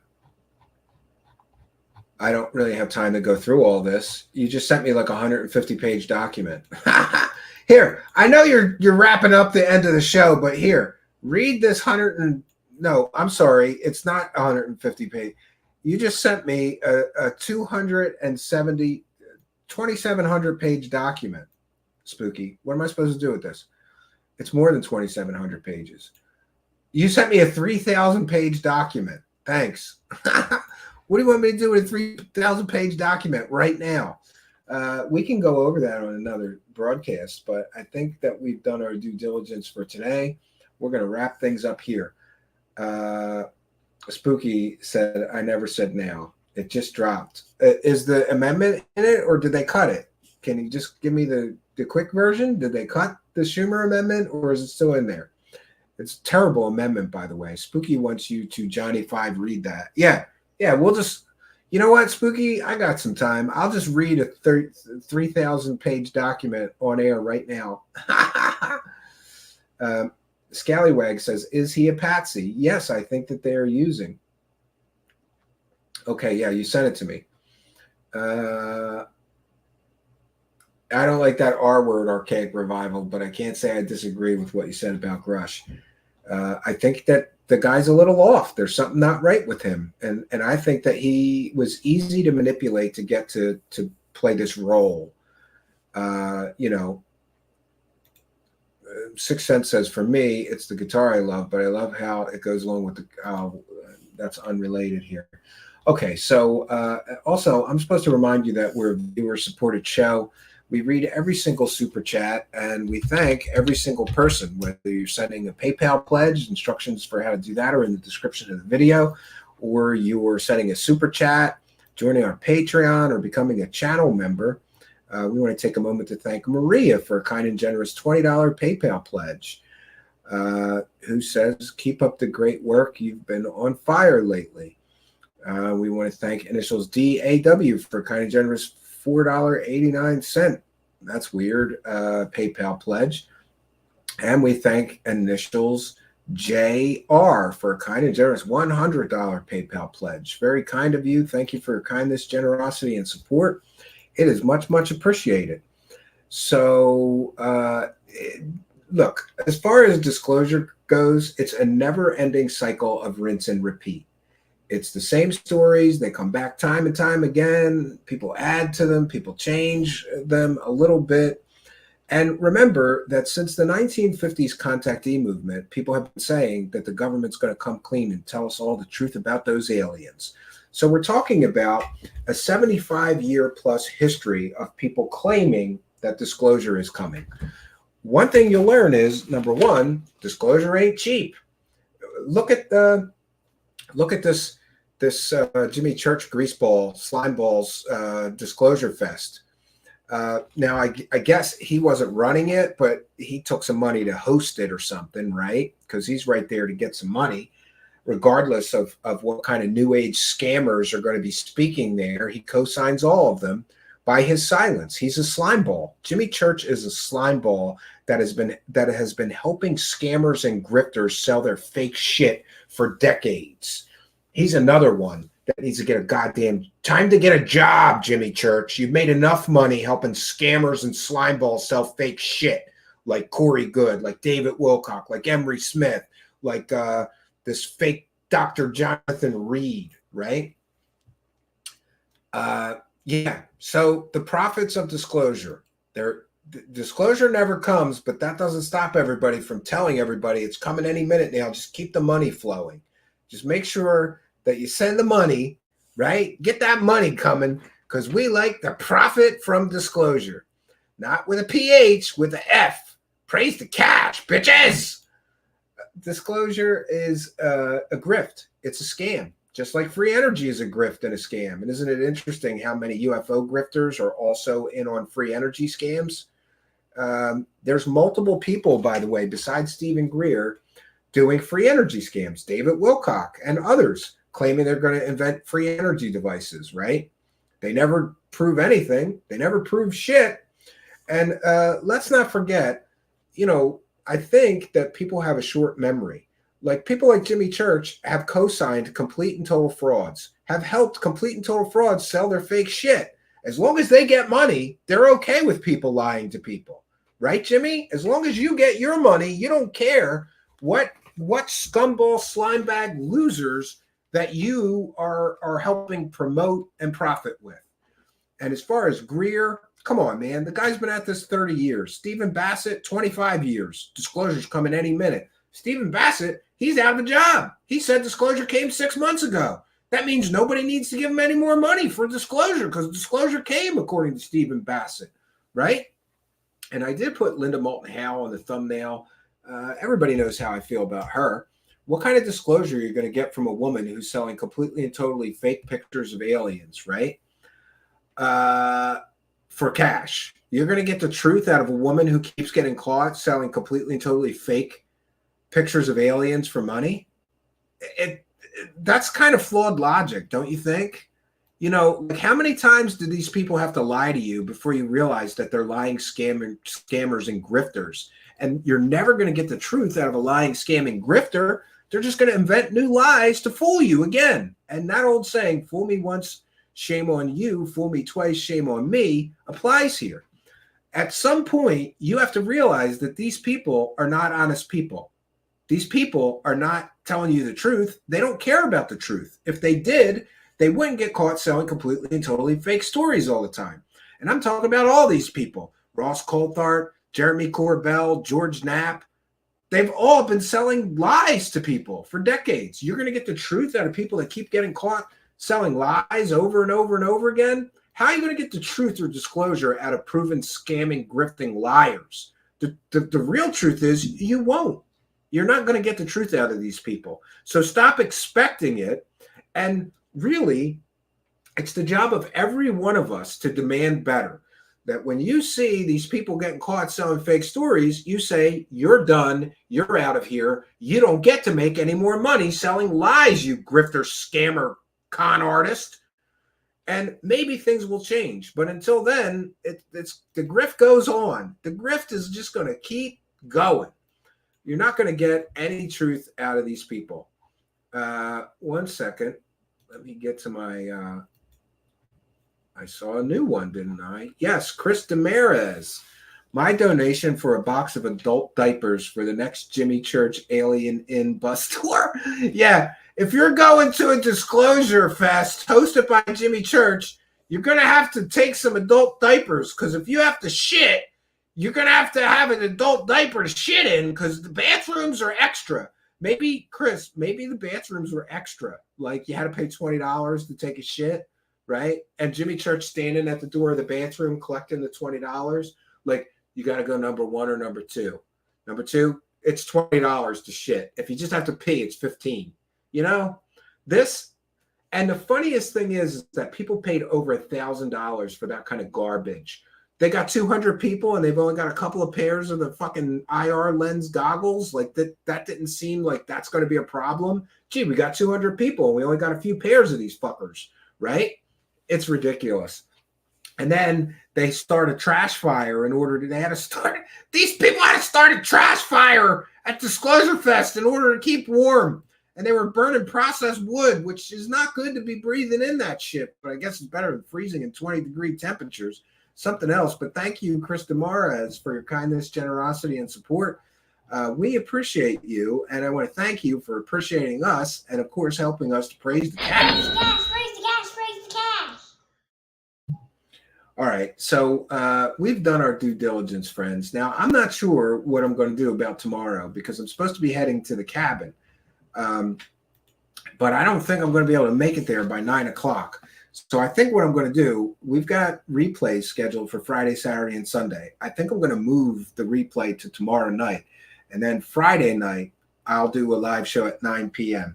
But every night this week at 9 p.m., I'm here, whether it's a replay or not. Tomorrow will be a replay, but then Friday night, if I do the replay tomorrow night, Friday night, I'm going to do a live show from the cabin. I'll also be doing a new Patreon and members only video from the cabin. So if you're feeling generous, you know, that's another thing. Danny Sheehan's charging $1,000 for insider information. My Patreon's $1. And isn't it interesting? My Patreon's $1. I still get slagged. Well, you're collecting money, Steven. Yeah, I charge $1 for people. And by the way, you get a few extras. That's all you get. It's really just to support the show because go ask any YouTube content creator. nobody's making a mint on YouTube unless you're selling the bullshit, and then you can get 500,000 views every video selling fake shit to stupid people. We don't do that here. And because of that, we do appreciate your kindness, generosity, and support. So I'll be back live Friday night at 9 p.m., but I think I will be in the live chat tomorrow night to speak to you all while we do the replay. It might not be till 9:20, 9:30, I don't know, but I will be with you from the cabin in the live chat. And I kind of enjoy that, being in the live chat, because then I can just talk to people and not worry about the show and pushing buttons and what I'm saying and my notes and all that other stuff. No, Chris Damaris, I have not heard of a guy named Kenneth Dudley, but the name does ring a bell. So I guess I said that wrong. I suppose I've heard of him. The name rings a bell to me, right? UFO Man has some crazy super soldier guests. Well, we'll check it out. We need wackadoos of the week. I got a great wackadoo of the week for next week. Wait till you hear this crazy bitch. Oh my God. It's worse than Kerry Cassidy, or better, depending on your point of view, right? So, yeah, we've done our due diligence, friends. What can I say? I'll be back tomorrow night in the live chat with a replay episode. And for those that have asked, because a lot of people keep asking me when I post some of these shows, is this a live show or is it a replay? If it says TS Classics at the end in the title, then it's a replay. That's how you can know whether it's live or a replay. And I don't know why, but people do actually care. Like, when was this first broadcast? I got to get better at that. I'll start putting original broadcast date in the description of the video. But the replays have helped with the view count, and hopefully they'll help with other, with the show growth. I believe that going forward, we're going to be on at 9 p.m. 7 days a week, whether it's replays or live show. I'm going to try to not do too many replays in a week, though. I'd rather do like 4 live shows and 3 replays than do three live shows and 4 reruns. It just seems like too many reruns. And by the way, we're going to continue these replays for the month of December. And then I'm going to make a decision about whether I'm going to keep doing that or whether we're just going to do the live shows and that's it.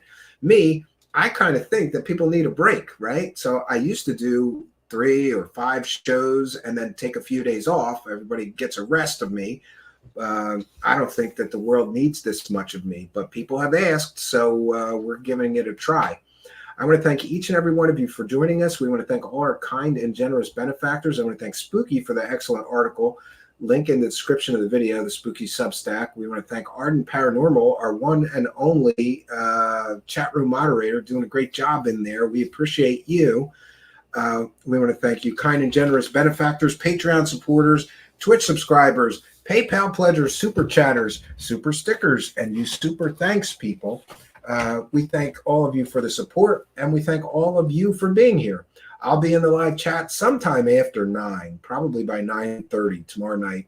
I got to get to the cabin, and then for those unaware, I get to the cabin like right around 9 o'clock, sometimes 10 to 9. It takes an hour to get that cabin warmed up and get the fire going and everything. Otherwise, I'll be sitting there freezing. So, but it'll be plenty warmed up by Friday night. We'll do a live show from the cabin. Actually, I'll open the show. We'll do an open panel on Friday night, 9 p.m. Eastern time. So that's all we got for you, friends. Until next time, my name is Stephen Cambion. Good night, and God bless all of you.